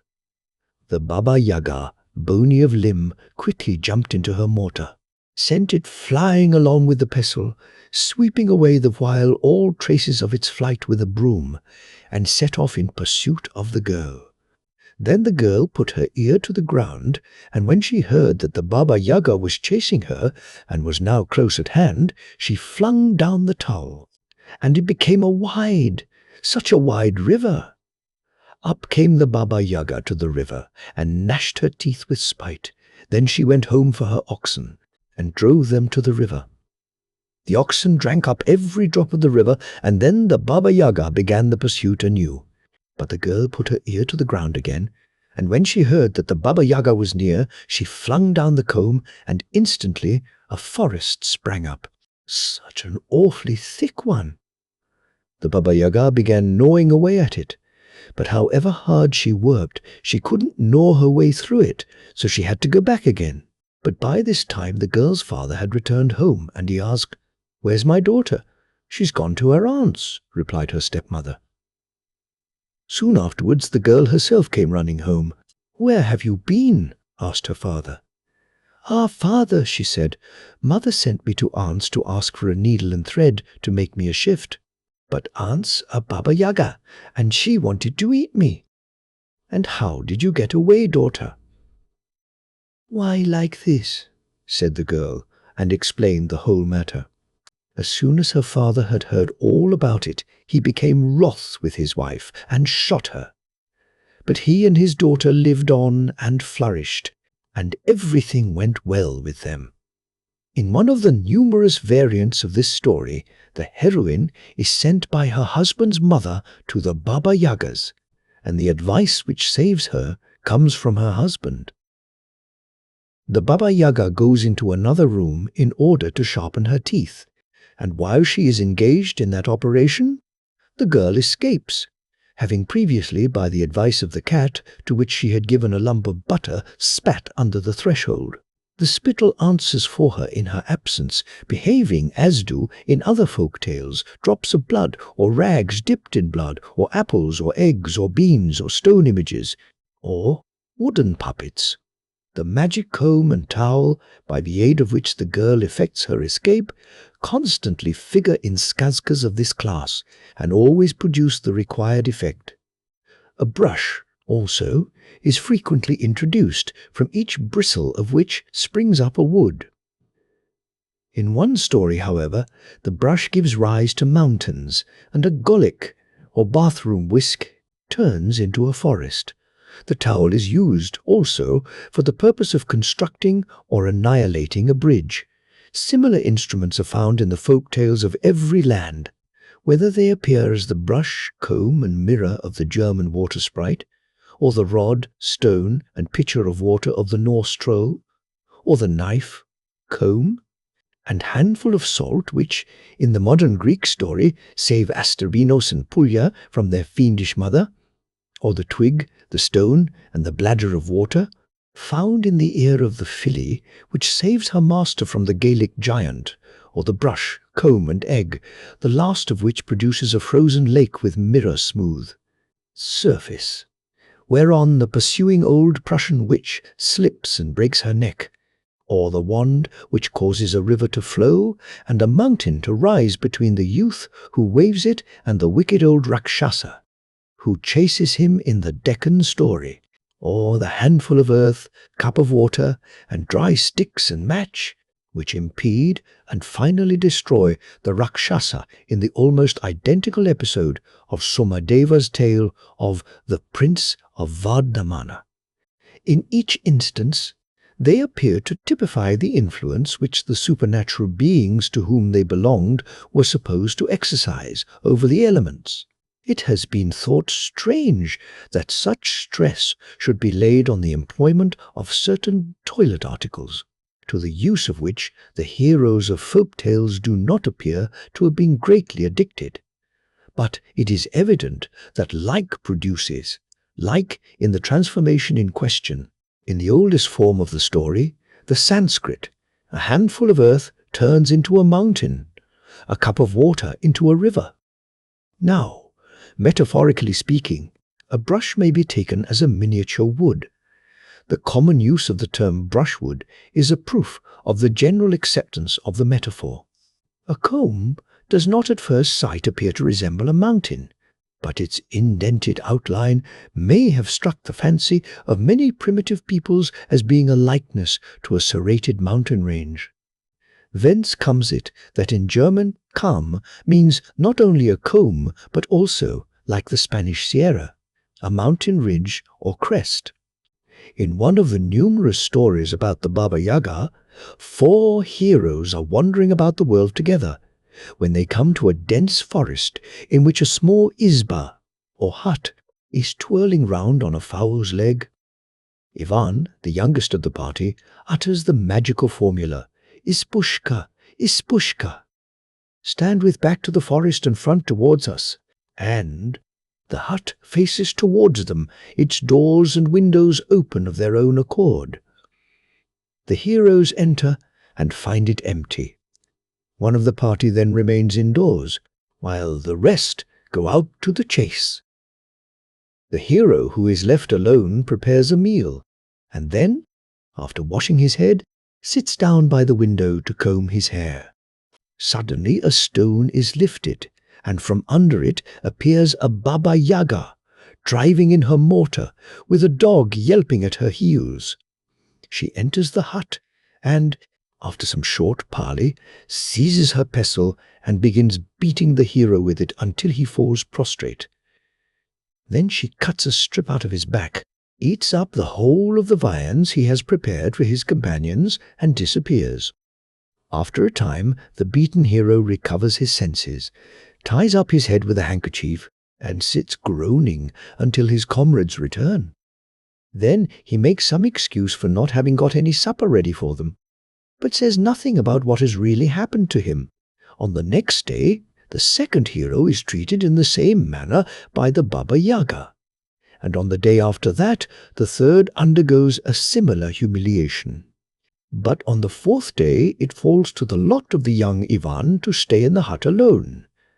The Baba Yaga appears as usual, and begins thumping him with her pestle, but he snatches it from her, beats her almost to death with it, cuts 3 strips out of her back, and then locks her up in a closet. When his comrades return, they are surprised to find him unhurt and a meal prepared for them, but they ask no questions. After supper, they all take a bath, and then Ivan remarks that each of his companions has had a strip cut out of his back.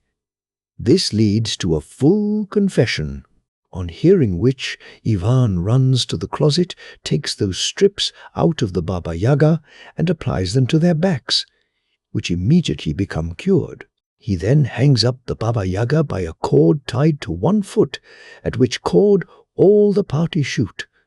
At length it is severed, and she drops. As soon as she touches the ground, she runs to the stone from under which she had appeared, lifts it, and disappears. The rest of the story is very similar to that of Norka, which has already been given. Only instead of the beast of that name, we have the Baba Yaga, whom Yvonne finds asleep, with a magic sword at her head. Following the advice of her daughters, 3 fair maidens whom he meets in her palace, Yvonne does not attempt to touch the magic sword while she sleeps, but he awakes her gently and offers her 2 golden apples on a silver dish. She lifts her head and opens her mouth, whereupon he seizes the sword and cuts her head off. As is usual in the stories of this class, his comrades, after hoisting the maidens aloft, cut the cord and let him fall back into the abyss. But he escapes, and eventually he slays all the 3 heroes, and flings their bodies on the plain for wild beasts to devour. This skazka is one of the many versions of a widespread tale, which tells how the youngest of a party, usually consisting of 3 persons, overcomes some supernatural foe, generally a dwarf who had been more than a match for his companions. The most important of these versions is the Lithuanian story of the carpenter who overcomes a laume, a being in many respects akin to the Baba Yaga who has proved too strong. For his comrades, Perkun and the devil. The practice of cutting strips from an enemy's back is frequently referred to in the skazkas, much more frequently than in the German and Norse stories. It is not often that such strips are turned to good account, but in the skazka with which we have just been dealing, Ivan, finding the rope by which he is being lowered into the abyss too short, ties to the end of it the 3 strips he has cut from the Baba Yaga's back, and so makes it sufficiently long. They are often exacted as the penalty of losing a wager, as well in the skazkas as elsewhere. In a West Slavonian story about a wager of this kind, the winner cuts off the loser's nose.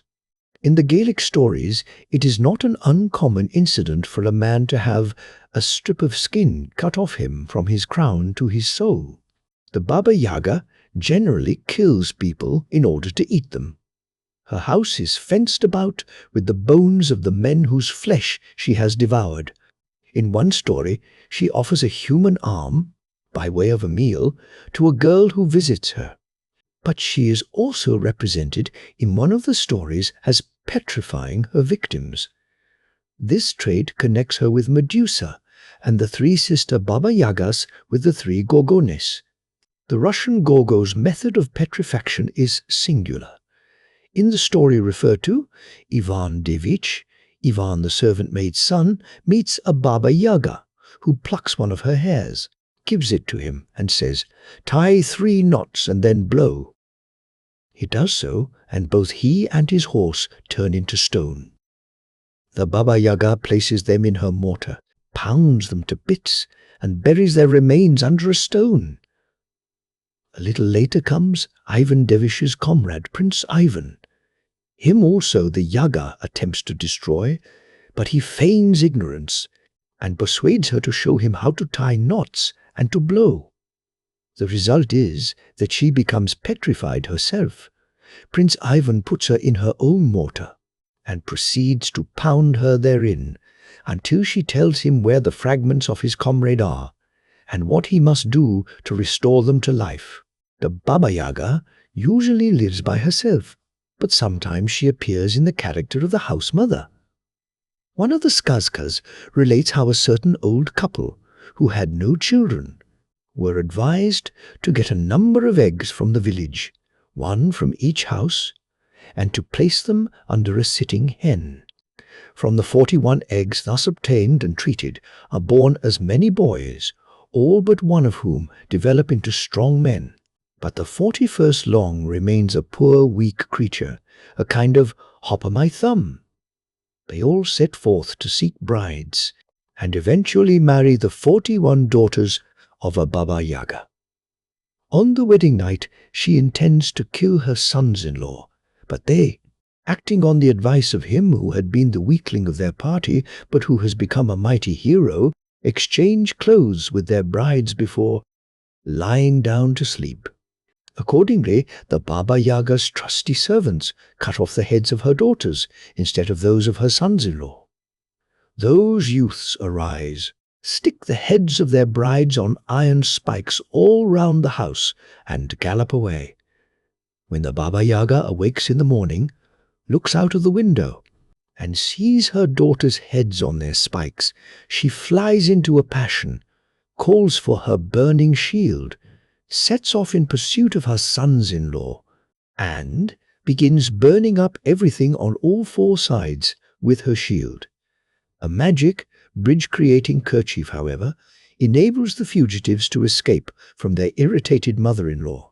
In one story, the heroine is ordered to swing the cradle in which reposes a Baba Yaga's infant son, whom she is ordered to address in terms of respect when she sings him lullabies. In others, she is told to wash a Baba Yaga's many children, whose appearance is usually unprepossessing. One girl, for instance, is ordered by a Baba Yaga to heat the bath, but the fuel given her for the purpose turns out to be dead men's bones. Having got over this difficulty, thanks to the advice of a sparrow which tells her where to look for wood, she is sent to fetch water in a sieve. Again the sparrow comes to her rescue, telling her to line the sieve with clay. Then she is told to wait upon the Baba Yaga's children in the bathroom. She enters it, and presently in come worms, frogs, rats, and all sorts of insects. These, which are the Baba Yaga's children, she soaps over and otherwise treats in the approved Russian bath style, and afterwards she does as much for their mother. The Baba Yaga is highly pleased, calls for a samovar, or urn, and invites her young bathwoman to drink tea with her. And finally she sends her home with a blue coffer which turns out to be full of money. This present excites the cupidity of her stepmother, who sends her own daughter to the Baba Yaga's, hoping that she will bring back a similar treasure. The Baba Yaga gives the same orders as before to the newcomer, but that conceited young person fails to carry them out. She cannot make the bones burn, nor the sieve hold water, but when the sparrow offers its advice, she only boxes its ears.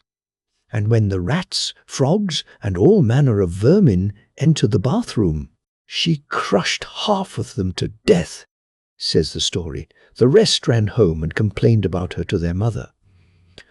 And so the Baba Yaga, when she dismisses her, gives her a red coffer instead of a blue one.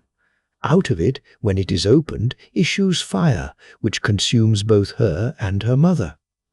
Similar to this story, in many of its features, as well as in its catastrophe, is one of the most spirited and dramatic of all the skazkas. That of Vasilisa the Fair. In a certain kingdom there lived a merchant. 12 years did he live as a married man, but he had only one child, Vasilisa the Fair. When her mother died, the girl was 8 years old, and on her deathbed the merchant's wife called her little daughter to her, took out from under the bedclothes a doll, gave it to her, and said, "Listen, Vasilisa dear, remember and obey these last words of mine. I am going to die.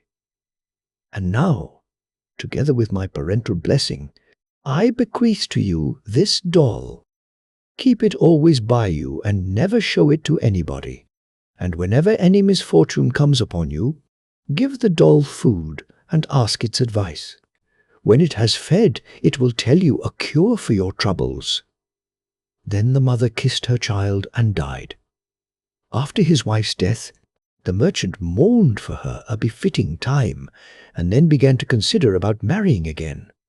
He was a man of means. It wasn't a question with him of girls, with dowries, more than all others. A certain widow took his fancy. She was middle-aged, and had a couple of daughters of her own, just about the same age as Vasilisa. She must needs be both a good housekeeper and an experienced mother. Well, The merchant married the widow, but he had deceived himself, for he did not find in her a kind mother for his Vasilisa.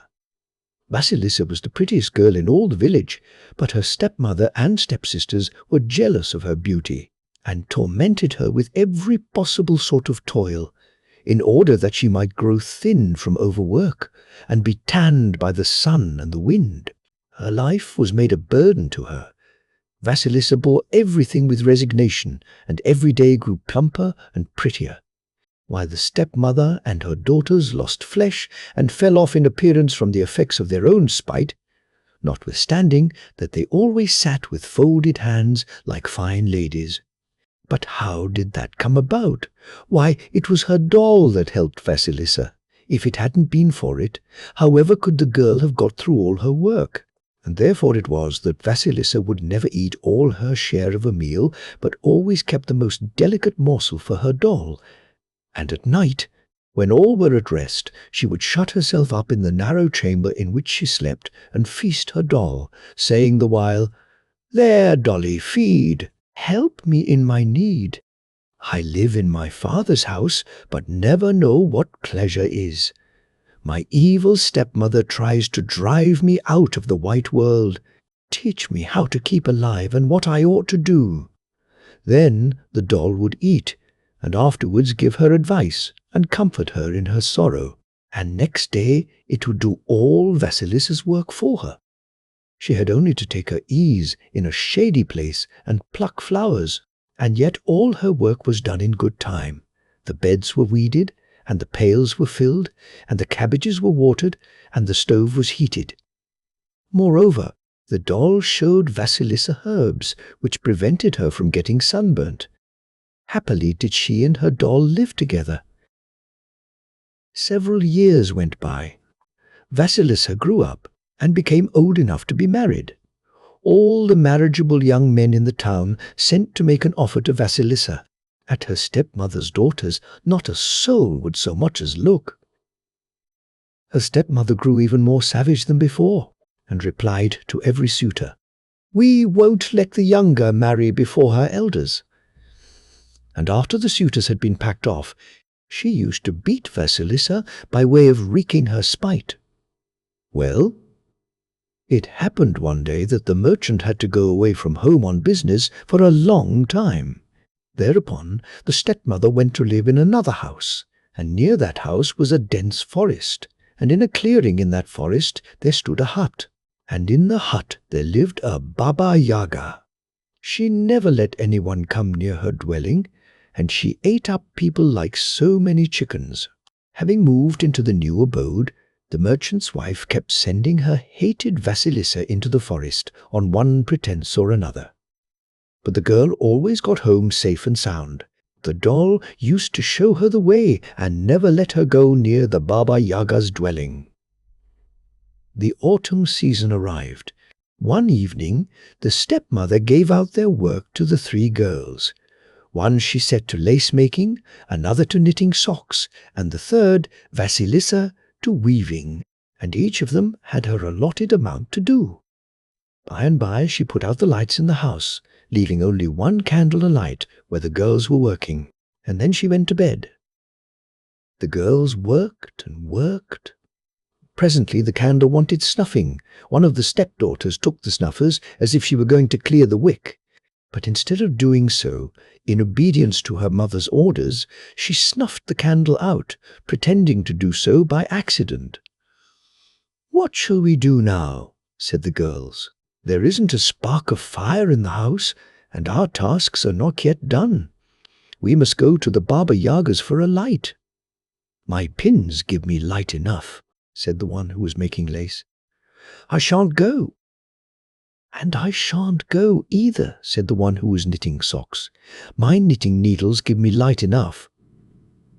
"Vasilisa, you must go for the light," they both cried out together. "Be off to the Baba Yaga's." And they pushed Vasilisa out of the room. Vasilisa went into her little closet, set before the doll a supper which she had provided beforehand, and said, "Now, dolly, feed and listen to my need." I'm sent to the Baba Yagas for a light. The Baba Yaga will eat me." The doll fed, and its eyes began to glow just like a couple of candles. "Never fear, Vasilisa dear," it said. "Go where you're sent. Only take care to keep me always by you. As long as I'm with you, no harm will come to you at the Baba Yaga's." So Vasilisa got ready, put her doll in her pocket, crossed herself, and went out into the thick forest. As she walks, she trembles. Suddenly a horseman gallops by. He is white, and he is dressed in white. Under him is a white horse, and the trappings of the horse are white, and the day begins to break. She goes a little further, and a second rider gallops by. He is red, dressed in red, and sitting on a red horse, and the sun rises. Vasilisa went on walking all night and all next day. It was only towards the evening that she reached the clearing on which stood the dwelling of the Baba Yaga. The fence around it was made of dead men's bones. On the top of the fence were stuck human skulls with eyes in them, instead of uprights. At the gates were men's legs. Instead of boats were arms. Instead of a lock was a mouth with sharp teeth. Vasilisa was frightened out of her wits and stood still as if rooted to the ground. Suddenly there rode past another horseman. He was black, dressed all in black, and on a black horse. He galloped up to the Baba Yaga's gate and disappeared, just as if he had sunk through the ground, and night fell. But the darkness did not last long. The eyes of all the skulls on the fence began to shine, and the whole clearing became as bright as if it had been midday. Vasilisa shuddered with fear, but stopped where she was, not knowing which way to run. Soon there was heard in the forest a terrible roar. The trees cracked, the dry leaves rustled. Out of the forest came the Baba Yaga, riding in a mortar, urging it on with a pestle, sweeping away her traces with a broom.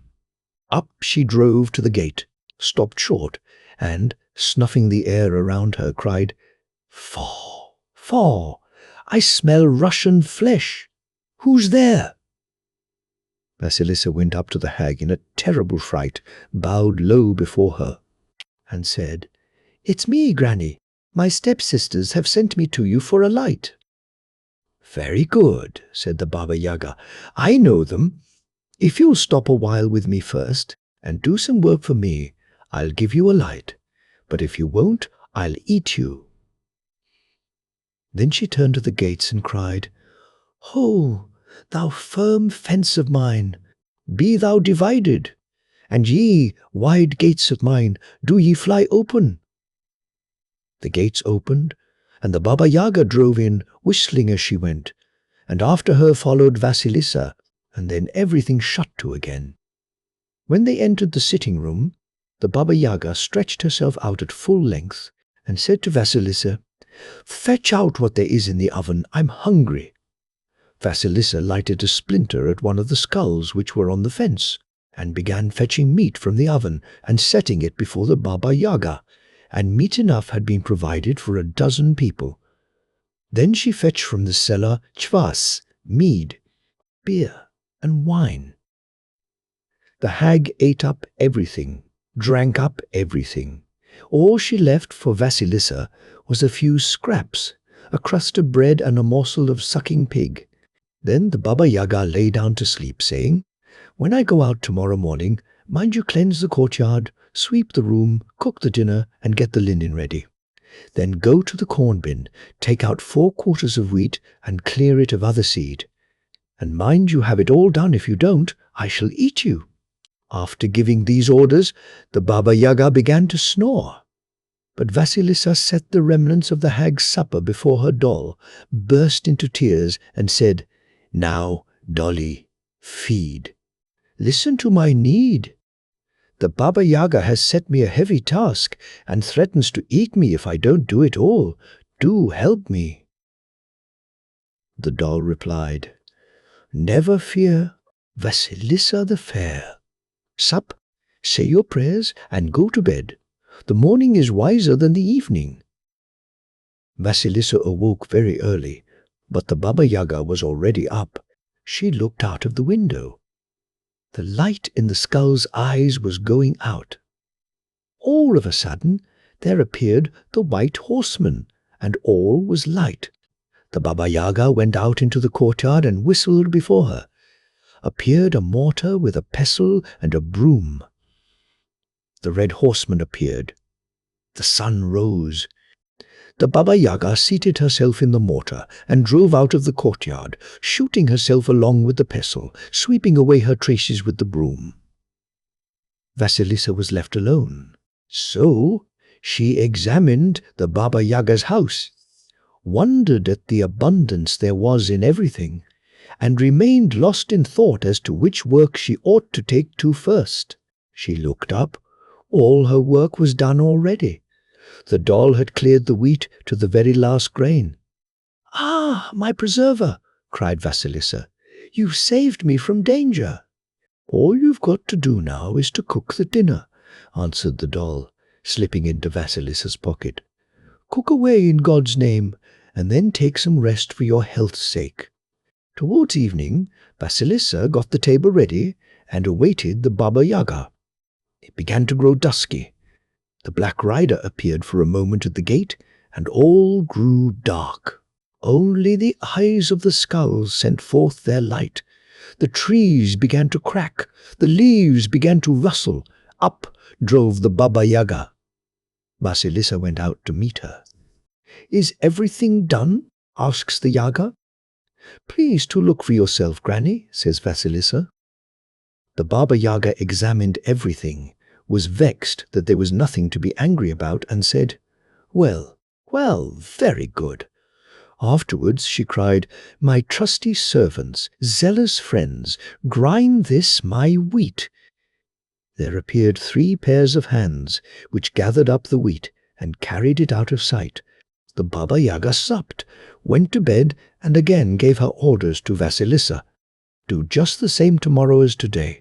Only besides that, take out of the bin the poppy seed that is there, and clean the earth off it grain by grain. Someone or other, you see, has mixed a lot of earth with it out of spite." Having said this, the hag turned to the wall and began to snore, and Vasilisa took to feeding her doll.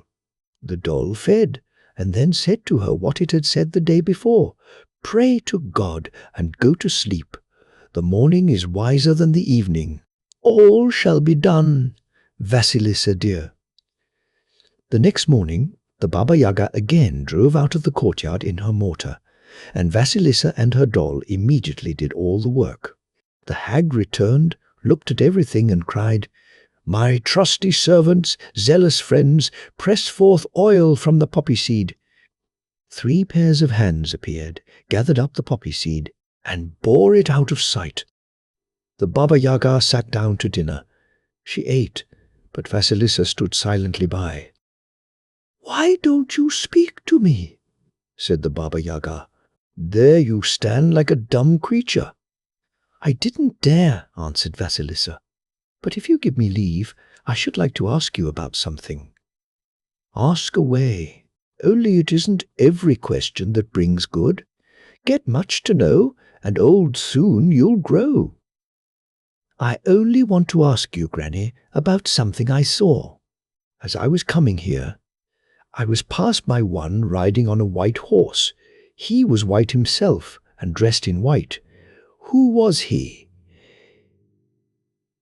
"That was my bright day," answered the Baba Yaga. "Afterwards there passed me another rider, on a red horse, red himself, and all in red clothes. Who was he?" "That was my red son," answered the Baba Yaga. "And who may be the black rider, Granny, who passed by me just at your gate?" "That was my dark night. They are all trusty servants of mine." Vasilisa thought of the 3 pairs of hands, but held her peace. "Why don't you go on asking?" said the Baba Yaga. "That's enough for me, Granny. You said yourself, get too much to know, old, you'll grow." "It's just as well," said the Baba Yaga. that you've only asked about what you saw out of doors, not indoors. In my house I hate having dirt carried out of doors, and as to over-inquisitive people, well, I eat them. Now I'll ask you something. How is it you managed to do the work I set you to do?" "My mother's blessing assists me," replied Vasilisa. "Hey, hey, what's that? Get along out of my house." "You blessed daughter. I don't want blessed people."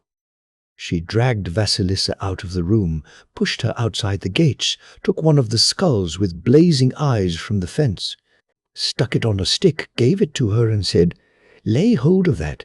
It's a light you can take to your stepsisters. That's what they sent you here for, I believe." Home went Vasilisa at a run, lit by the skull, which went out only at the approach of the dawn. And at last, on the evening of the second day, she reached home. When she came to the gate, she was going to throw away the skull. "Surely," thinks she, "they can't be still in want of a light at home." But suddenly a hollow voice issued from the skull, saying, "Throw me not away. Carry me to your stepmother." She looked at her stepmother's house, and not seeing a light in a single window, she determined to take the skull in there with her. For the first time in her life, she was cordially received by her stepmother and stepsisters, who told her that from the moment she went away, they hadn't had a spark of fire in the house. They couldn't strike a light themselves anyhow, and whenever they brought one in from a neighbour's, it went out as soon as it came into the room. "Perhaps your light will keep in," said the stepmother. So they carried the skull into the sitting room. But the eyes of the skull so glared at the stepmother, and her daughters shot forth such flames. They would fain have hidden themselves, but run where they would, everywhere did the eyes follow after them. By the morning they were utterly burnt to cinders. Only Vasilisa was none the worse.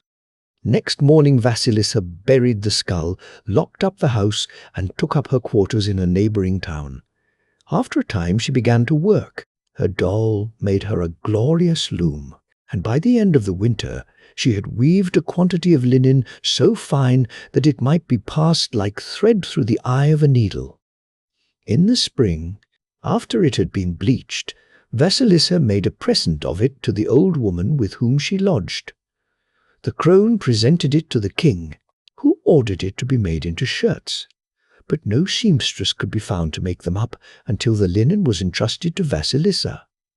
When a dozen shirts were ready, Vasilisa sent them to the king, and as soon as her carrier had started, she washed herself and combed her hair and dressed herself and sat down at the window. Before long there arrived a messenger demanding her instant appearance at court. And when she appeared before the royal eyes, the king fell desperately in love with her. "No, my beauty," said he, "never will I part with thee. Thou shalt be my wife." So he married her, and by her father returned and took up his abode with her. And Vasilisa took the old woman into her service. And as for the doll, to the end of her life, she always carried it in her pocket. The puppet which plays so important a part in this story is worthy of a special examination. It is called in the original a kukla, dim. Kukulka, a word designating any sort of puppet or other figure representing either man or beast.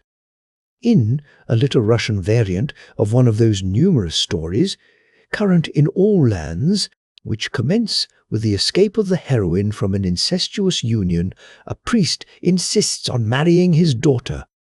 She goes to her mother's grave and weeps there. Her dead mother comes out from her grave and tells her what to do.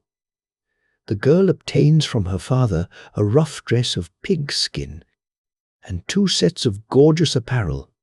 The former she herself assumes, in the latter she dresses up 3 kuklui, which in this instance were probably mere blocks of wood. Then she takes her place in the midst of the dressed-up forms, which cry, one after the other, "Open, O moist earth, that the fair maiden may enter within thee." The earth opens, and all 4 sink into it. This introduction is almost identical with that prefixed to the German story of Allerleiro, except insofar as the puppets are concerned. Sometimes it is a brother instead of a father, from whom the heroine is forced to flee. Thus, in the story of Kniaz Danila Govorila, Prince Daniel the Talker is bent upon marrying his sister, pleading the excuse so often given in stories on this theme, namely, that she is the only maiden whose finger will fit the magic ring which is to indicate to him his destined wife. While she is weeping, like a river, some old women of the mendicant pilgrim class come to her rescue, telling her to make 4 kukorki, or small puppets, and to place one of them in each corner of her room. She does as they tell her. The wedding day arrives, the marriage service is performed in the church, and then the bride hastens back to the room. When she is called for, says the story, the puppets in the 4 corners begin to coo, "Cuckoo! Prince Danila! Cuckoo! Govorila! Cuckoo!" He wants to marry Cuckoo, his own sister. "Cuckoo! Split open, O earth! Cuckoo! Sister, disappear!" The earth opens, and the girl slowly sinks into it. Twice again the puppets sing their song, and at the end of its 3rd performance, the earth closes over the head of the rescued bride. Presently in rushes the irritated bridegroom. No bride is to be seen. Only in the corners sit the puppets singing away to themselves. He flies into a passion, seizes a hatchet, chops off their heads, and flings them into the fire. In another version of the same story, a son is ordered by his parents to marry his sister after their death. They die, and he tells her to get ready to be married. But she has prepared 3 puppets, and when she goes into her room to dress for the wedding, she says to them, "Oh, kukolki, cry, cuckoo." The first asks, "Why?" The second replies, "Because the brother his sister takes." The third says, "Split open, O earth, disappear, O sister." All this is said 3 times, and then the earth opens and the girl sinks into that world. In 2 other Russian versions of the same story, the sister escapes by natural means. In the first, she runs away and hides in the hollow of an oak. In the second, she persuades a fisherman to convey her across a sea or lake.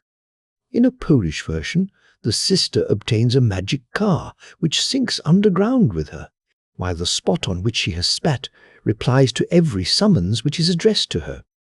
Before taking leave of the Baba Yaga, we may glance at a malevolent monster, who seems to be her male counterpart.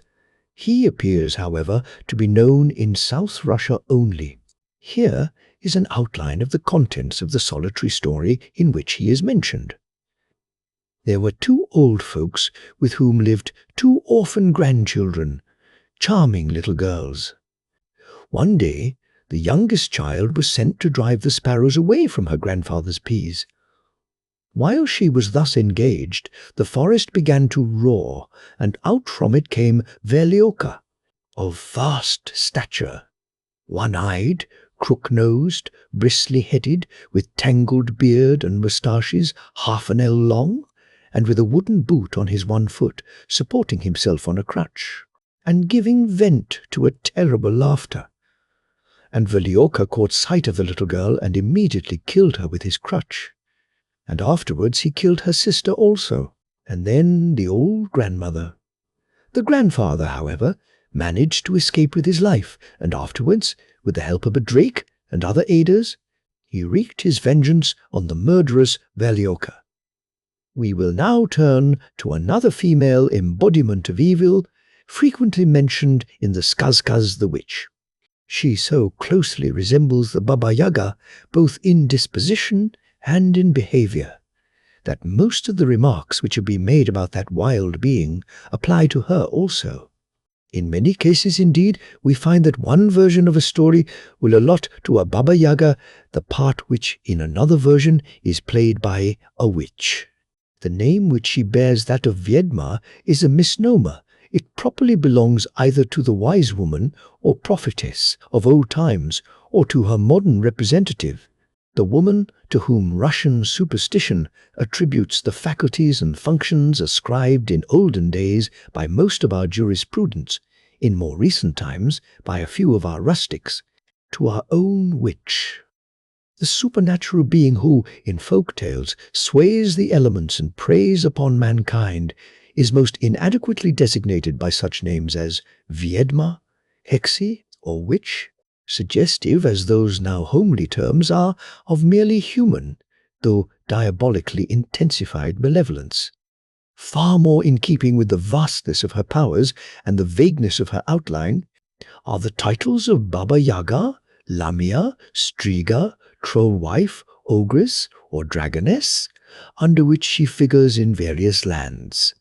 And therefore it is in her capacity of Baba Yaga, rather than in that of Viedma, that we desire to study the behavior of the Russian equivalent for the terrible female form which figures in the Anglo-Saxon poem as the Mother of Grendel. From among the numerous stories relating to the Viedma, we may select the following, which bears her name. The Witch. There once lived an old couple who had one son called Ivashko. No one can tell how fond they were of him. Well, one day, Ivashko said to his father and mother, "I'll go out fishing if you'll let me." "What are you thinking about? You're still very small. Suppose you get drowned. What good will there be in that?" "No, no, I shan't get drowned. I'll catch you some fish. Do let me go." So his mother put a white shirt on him, tied a red girdle round him, and let him go. Out in a boat he sat and said, "Canoe, canoe, float a little farther. Canoe, canoe, float a little farther." Then the canoe floated on farther and farther, and Ivashko began to fish. When some little time had passed by, the old woman hobbled down to the riverside and called to her son, "Ivashechko, Ivashechko, my boy, float up, unto the waterside. I bring thee food and drink." And Ivashko said, "Canoe, canoe, float to the waterside. That is my mother calling me." The boat floated to the shore. The woman took the fish, gave her boy food and drink, changed his shirt for him and his girdle, and sent him back to his fishing. Again he sat in his boat and said, "Canoe, canoe, float a little farther. Canoe, canoe, float a little farther." Then the canoe floated on farther and farther, and Ivashko began to fish. After a little time had passed by, the old man also hobbled down to the bank and called to his son, "Ivachechko, Ivachechko, my boy, float up, unto the waterside. I bring thee food and drink." And Ivashko replied, "Canoe, canoe, float to the waterside. That is my father calling me." The canoe floated to the shore. The old man took the fish, gave his boy food and drink, changed his shirt for him and his girdle, and sent him back to his fishing. Now a certain witch had heard what Ivashko's parents had cried aloud to him, and she longed to get hold of the boy. So she went down to the bank and cried with a hoarse voice, "Ivashechko, Ivashechko, my boy, float up, unto the waterside. I bring thee food and drink." Ivashko perceived that the voice was not his mother's, but was that of a witch, and he sang, "Canoe, canoe, float a little farther. Canoe, canoe, float a little farther. That is not my mother, but a witch who calls me." The witch saw that she must call Ivashko with just such a voice as his mother had. So she hastened to a smith and said to him, "Smith, smith, make me just such a thin little voice as Ivashko's mother has. If you don't, I'll eat you." So the smith forged her a little voice just like Ivashko's mother's. Then the witch went down by night to the shore and sang, "Ivashechko, Ivashechko, my boy, float up, unto the waterside. I bring thee food and drink." Ivashko came, and she took the fish and seized the boy and carried him home with her. When she arrived, she said to her daughter Alenka, Heat the stove as hot as you can and bake Ivashko well while I go and collect my friends for the feast." So Alenka heated the stove hot, ever so hot, and said to Ivashko, "Come here and sit on this shovel." "I'm still very young and foolish," answered Ivashko. "I haven't yet quite got my wits about me. Please teach me how one ought to sit on a shovel." "Very good," said Alenka. "It won't take long to teach you." But the moment she sat down on the shovel, Ivashko instantly pitched her into the oven, slammed to the iron plate in front of it, ran out of the hut, shut the door, and hurriedly climbed up ever so high, an oak tree which stood close by.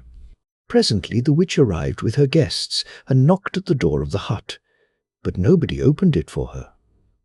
"Ah, that cursed Alenka!" she cried. "No doubt she's gone off somewhere to amuse herself." Then she slipped in through the window, opened the door, and let in her guests. They all sat down to table, and the witch opened the oven, took out Alenka's baked body, and served it up. They all ate their fill and drank their fill, and then they went out into the courtyard and began rolling about on the grass. "I turn about, I roll about, having fed on Ivashko's flesh," cried the witch. "I turn about, I roll about, having fed on Ivashko's flesh." But Ivashko called out to her from the top of the oak, "Turn about, roll about, having fed on Alenka's flesh." "Did I hear something?" said the witch. "No, it was only the noise of the leaves." Again the witch began, "I turn about, I roll about, having fed on Ivashko's flesh." And Ivashko repeated, "Turn about, roll about, having fed on Alenka's flesh." Then the witch looked up and saw Ivashko, and immediately rushed at the oak on which Ivashko was seated, and began to gnaw away at it. And she gnawed and gnawed and gnawed, until at last she smashed 2 front teeth. Then she ran to a forge, and when she reached it, she cried, "Smith, smith, make me some iron teeth. If you don't, I'll eat you." So the smith forged her 2 iron teeth. The witch returned and began gnawing the oak again. She gnawed and gnawed, and was just on the point of gnawing it through, when Ivashko jumped out of it into another tree which stood beside it. The oak that the witch had gnawed through fell down to the ground, but then she saw that Ivashko was sitting up in another tree, so she gnashed her teeth with spite and set to work afresh to gnaw that tree also.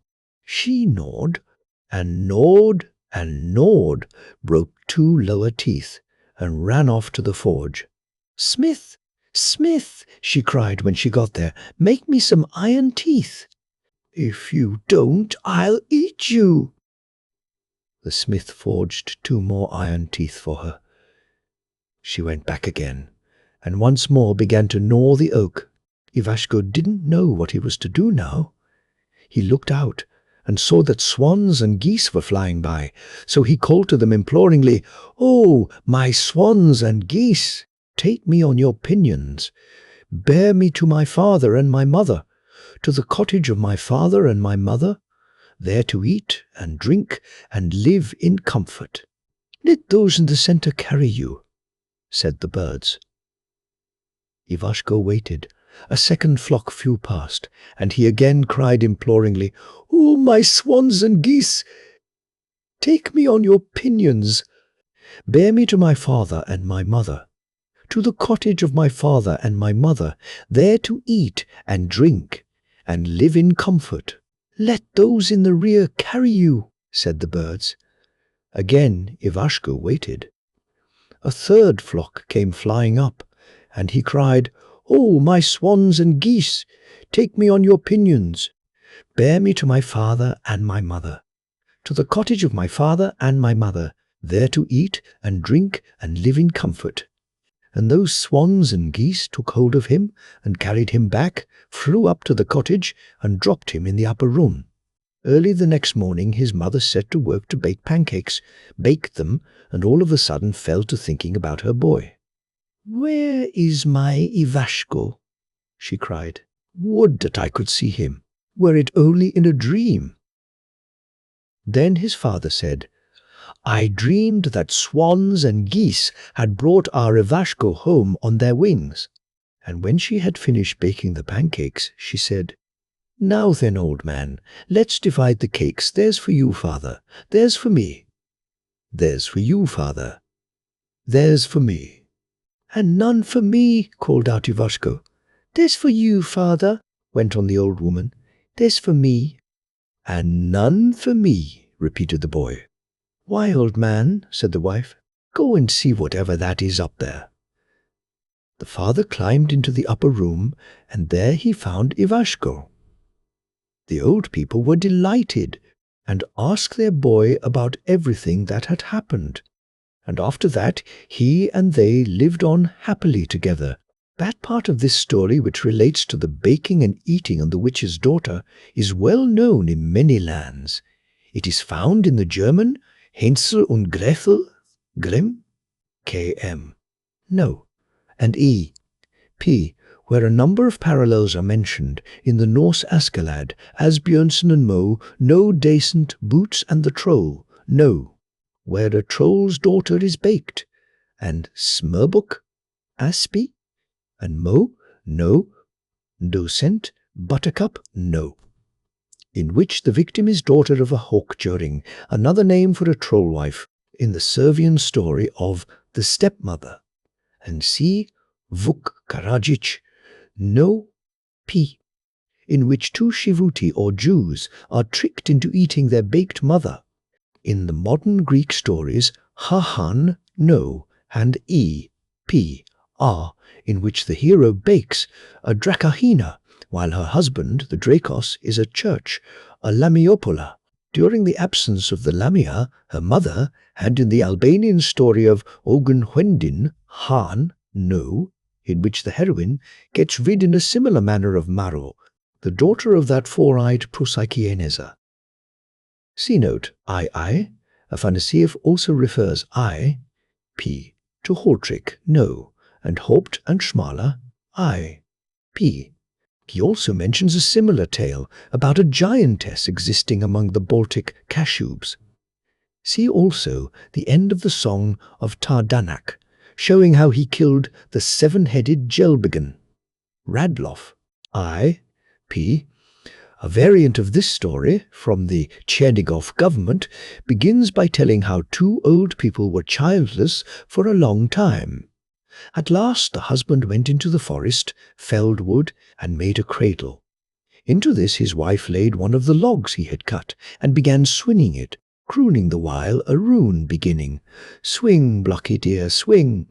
After a little time, behold, the block already had legs. The old woman rejoiced greatly and began singing anew, and went on singing until the block became a babe. In this variant, the boy rows a silver boat with a golden oar. In another South Russian variant, the boat is golden, the oar of silver. In a White Russian variant, quoted by Afanasieff, IEP, the place of the witch's daughter is filled by her son, who had been in the habit of alluring to her den by gifts of toys, and there devouring the children from the adjacent villages. Buslaev's Historical Essays, E. pp. pp. contain a valuable investigation of Kulish's version of this story, which he compares with the romance of The Night of the Swan.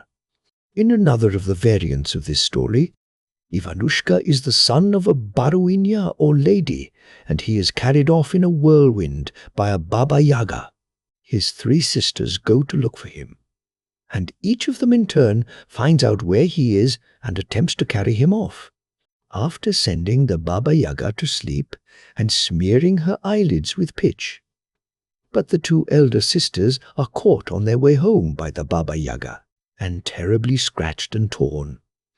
The youngest sister, however, succeeds in rescuing her brother, having taken the precaution of propitiating with butter the cat Jeremiah, who was telling the boy stories and singing him songs.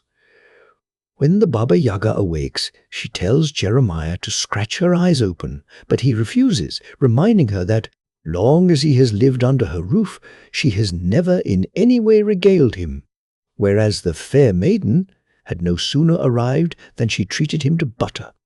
In another variant, the bereaved mother sends 3 servant maids in search of her boy. 2 of them get torn to pieces. The third succeeds in saving Ivanushka from the Baba Yaga, who is so vexed that she pinches her butter-bribed cat to death for not having awakened her when the rescue took place. A comparison of these 3 stories is sufficient to show how closely connected are the witch and the Baba Yaga, how readily the name of either of the 2 may be transferred to the other. But there is one class of stories in which the Vedma is represented as differing from the Baba Yaga, in so far as she is the offspring of parents who are not in any way supernatural or inhuman. Without any apparent cause for her abnormal conduct, the daughter of an ordinary royal house will suddenly begin to destroy and devour all living things which fall in her way, her strength developing as rapidly as her appetite. Of such a nature to be accounted for only on the supposition that an evil spirit has taken up its abode in a human body is the witch who appears in the somewhat incomprehensible story that follows. The Witch and the Sun's Sister. In a certain far-off country there once lived a king and queen, and they had an only son, Prince Ivan, who was dumb from his birth. One day, when he was 12 years old, he went into the stable to see a groom who was a great friend of his. That groom always used to tell him tales сказки, and on this occasion Prince Ivan went to him expecting to hear some stories, сказочки. But that wasn't what he heard. "Prince Ivan," said the groom, "your mother will soon have a daughter, and you a sister. She will be a terrible witch, and she will eat up her father and her mother and all their subjects. So go and ask your father for the best horse he has, as if you wanted a gallop, and then, if you want to be out of harm's way, ride away whithersoever your eyes guide you." Prince Ivan ran off to his father and, for the first time in his life, began speaking to him. At that, the king was so delighted that he never thought of asking what he wanted a good steed for, but immediately ordered the very best horse he had in his stud to be saddled for the prince. Prince Ivan mounted and rode off without caring where he went. Long, long did he ride. At length he came to where 2 old women were sewing, and he begged them to let him live with them. But they said, "Gladly would we do so, Prince Ivan, only we have now but a short time to live. As soon as we have broken that trunkful of needles and used up that trunkful of thread, that instant will death arrive." Prince Ivan burst into tears and rode on. Long, long did he ride. At length he came to where the giant Vertodub was, and he besought him, saying, "Take me to live with you." "Gladly would I have taken you, Prince Ivan," replied the giant, "but now I have very little longer to live. As soon as I have pulled up all these trees by the roots, instantly will come my death." More bitterly still did the prince weep as he rode farther and farther on. By and by he came to where the giant Vertogor was, and made the same request to him. But he replied, "Gladly would I have taken you, Prince Ivan, but I myself have very little longer to live. I am set here, you know, to level mountains. The moment I have settled matters with these you see remaining, then will my death come." Prince Ivan burst into a flood of bitter tears and rode on still farther. Long, long, long did he ride. At last he came to the dwelling of the sun's sister. She received him into her house, gave him food and drink, and treated him just as if he had been her own son. The prince now led an easy life, but it was all no use. He couldn't help being miserable. He longed so to know what was going on at home. He often went to the top of a high mountain, and thence gazed at the palace in which he used to live.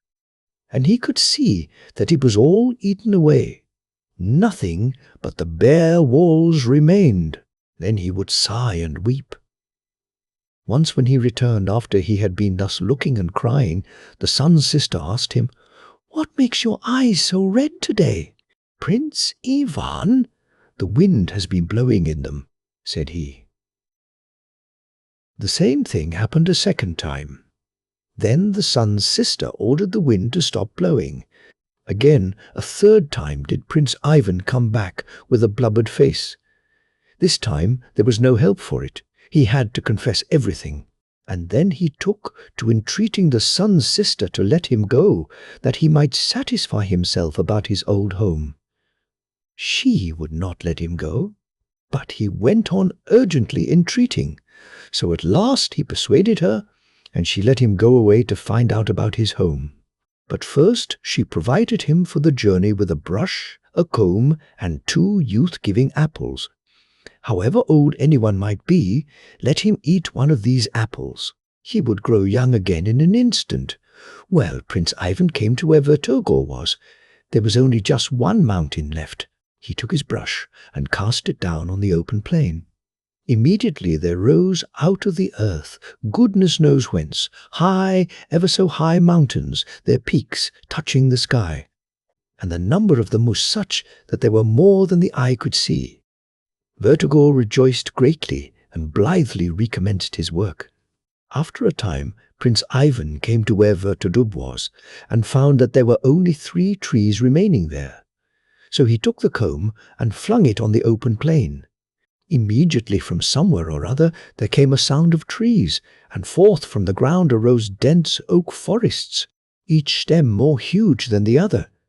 Vertodub was delighted, thanked the prince, and set to work uprooting the ancient oaks. By and by, Prince Ivan reached the old women and gave each of them an apple. They ate them, and straightway became young again. So they gave him a handkerchief. You only had to wave it, and behind you lay a whole lake. At last, Prince Ivan arrived at home. Out came running his sister to meet him, caressed him fondly. "Sit thee down, my brother," she said. "Play a tune on the lute while I go and get dinner ready." The prince sat down and strummed away on the lute gusli. Then there crept a mouse out of a hole, and said to him in a human voice, "Save yourself, prince! Run away, quick! Your sister has gone to sharpen her teeth." Prince Ivan fled from the room, jumped on his horse, and galloped away back. Meantime, the mouse kept running over the strings of the lute. They twanged, and the sister never guessed that her brother was off. When she had sharpened her teeth, she burst into the room. Lo and behold! Not a soul was there, nothing but the mouse bolting into its hole. The witch waxed wroth, ground her teeth like anything, and set off in pursuit. Prince Ivan heard a loud noise and looked back. There was his sister chasing him. So he waved his handkerchief, and a deep lake lay behind him. While the witch was swimming across the water, Prince Ivan got a long way ahead. But on she came faster than ever, and now she was close at hand. Vertodub guessed that the prince was trying to escape from his sister, so he began tearing up oaks and strewing them across the road. A regular mountain did he pile up. There was no passing by for the witch, so she set to work to clear the way. She gnawed and gnawed, and at length contrived by hard work to bore her way through, but by this time Prince Ivan was far ahead. On she dashed in pursuit, chased and chased. Just a little more, and it would be impossible for him to escape. But Vertogor spied the witch, laid hold of the very highest of all the mountains, pitched it down all of a heap on the road, and flung another mountain right on top of it. While the witch was climbing and clambering, Prince Ivan rode and rode, and found himself a long way ahead. At last the witch got across the mountain, and once more set off in pursuit of her brother. By and by she caught sight of him and exclaimed, "You shan't get away from me this time." And now she is close. Now she is just going to catch him. At that very moment Prince Ivan dashed up to the abode of the Sun's sister and cried, "Sun, Sun, open the window." The Sun's sister opened the window, and the prince bounded through it, horse and all. Then the witch began to ask that her brother might be given up to her for punishment. The Sun's sister would not listen to her, nor would she give him up. Then the witch said, "Let Prince Ivan be weighed against me, to see which is the heavier. If I am, then I will eat him, but if he is, then let him kill me." This was done. Prince Ivan was the first to get into one of the scales. Then the witch began to get into the other. But no sooner had she set foot in it than up shot Prince Ivan in the air, and that with such force that he flew right up into the sky and into the chamber of the Sun's sister. But as for the witch snake, she remained down below on earth. The word terem, plural terima, which occurs twice in this story, rendered the second time by chamber, deserves a special notice.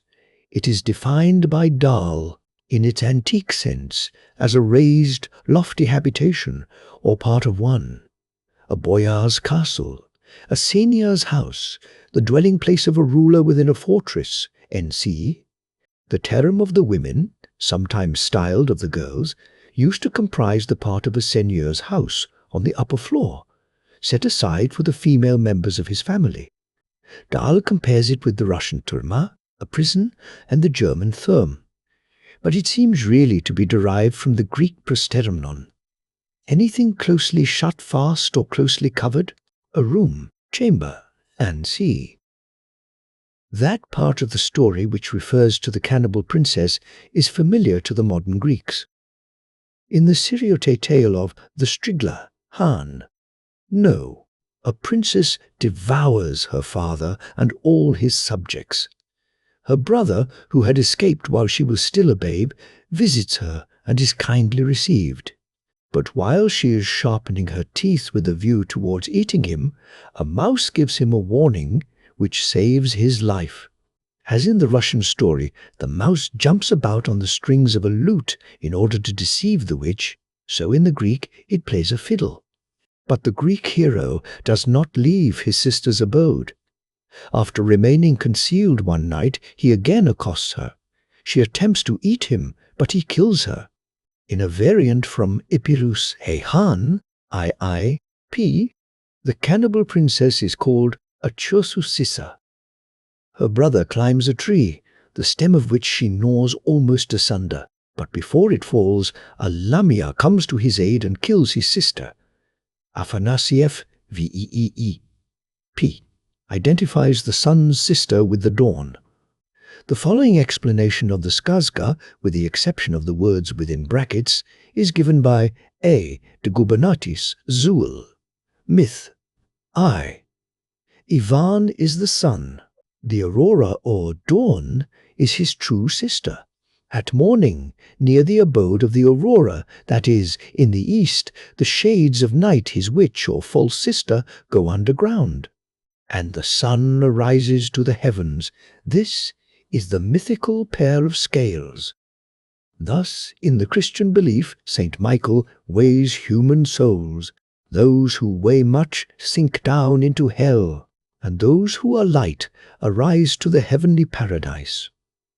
As an illustration of this story, Afanasieff P.V.S. E.I. quotes a Little Russian skazka in which a man, who is seeking the isle in which there is no death, meets with various personages like those with whom the prince at first wished to stay on his journey, and at last takes up his abode with the moon. Death comes in search of him, after 100 years or so have elapsed, and engages in a struggle with the moon, the result of which is that the man is caught up into the sky, and there shines thenceforth as a star near the moon. The sun's sister is a mythical being who is often mentioned in the popular poetry of the South Slavonians. A Servian song represents a beautiful maiden with arms of silver up to the elbows, sitting on a silver throne which floats on water. A suitor comes to woo her. She waxes wroth and cries, "Whom wishes he to woo? The sister of the sun, the cousin of the moon, the adopted sister of the dawn."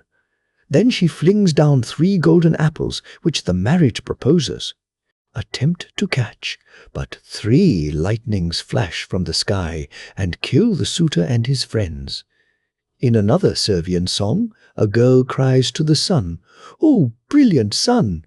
I am fairer than thou, than thy brother the bright moon, than thy sister, the moving star, Venus?" In South Slavonian poetry, the sun often figures as a radiant youth. But among the northern Slavonians, as well as the Lithuanians, the sun was regarded as a female being, the bride of the moon.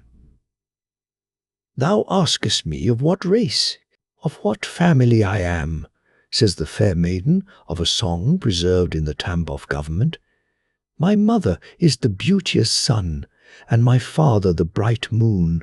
My brothers are the many stars, and my sisters the white dawns." A far more detailed account might be given of the witch and her near relation, the Baba Yaga, as well as of those masculine embodiments of that spirit of evil which is personified in them, the snake, Koshckei, and other similar beings. But the stories which have been quoted will suffice to give at least a general idea of their moral and physical attributes. We will now turn from their forms, so constantly introduced into the Skazka drama, to some of the supernatural figures which are not so often brought upon the stage, to those mythical beings of whom, numerous as may be the traditions about them, the regular story does not so often speak, to such personifications of abstract ideas as are less frequently employed to set its conventional machinery in motion.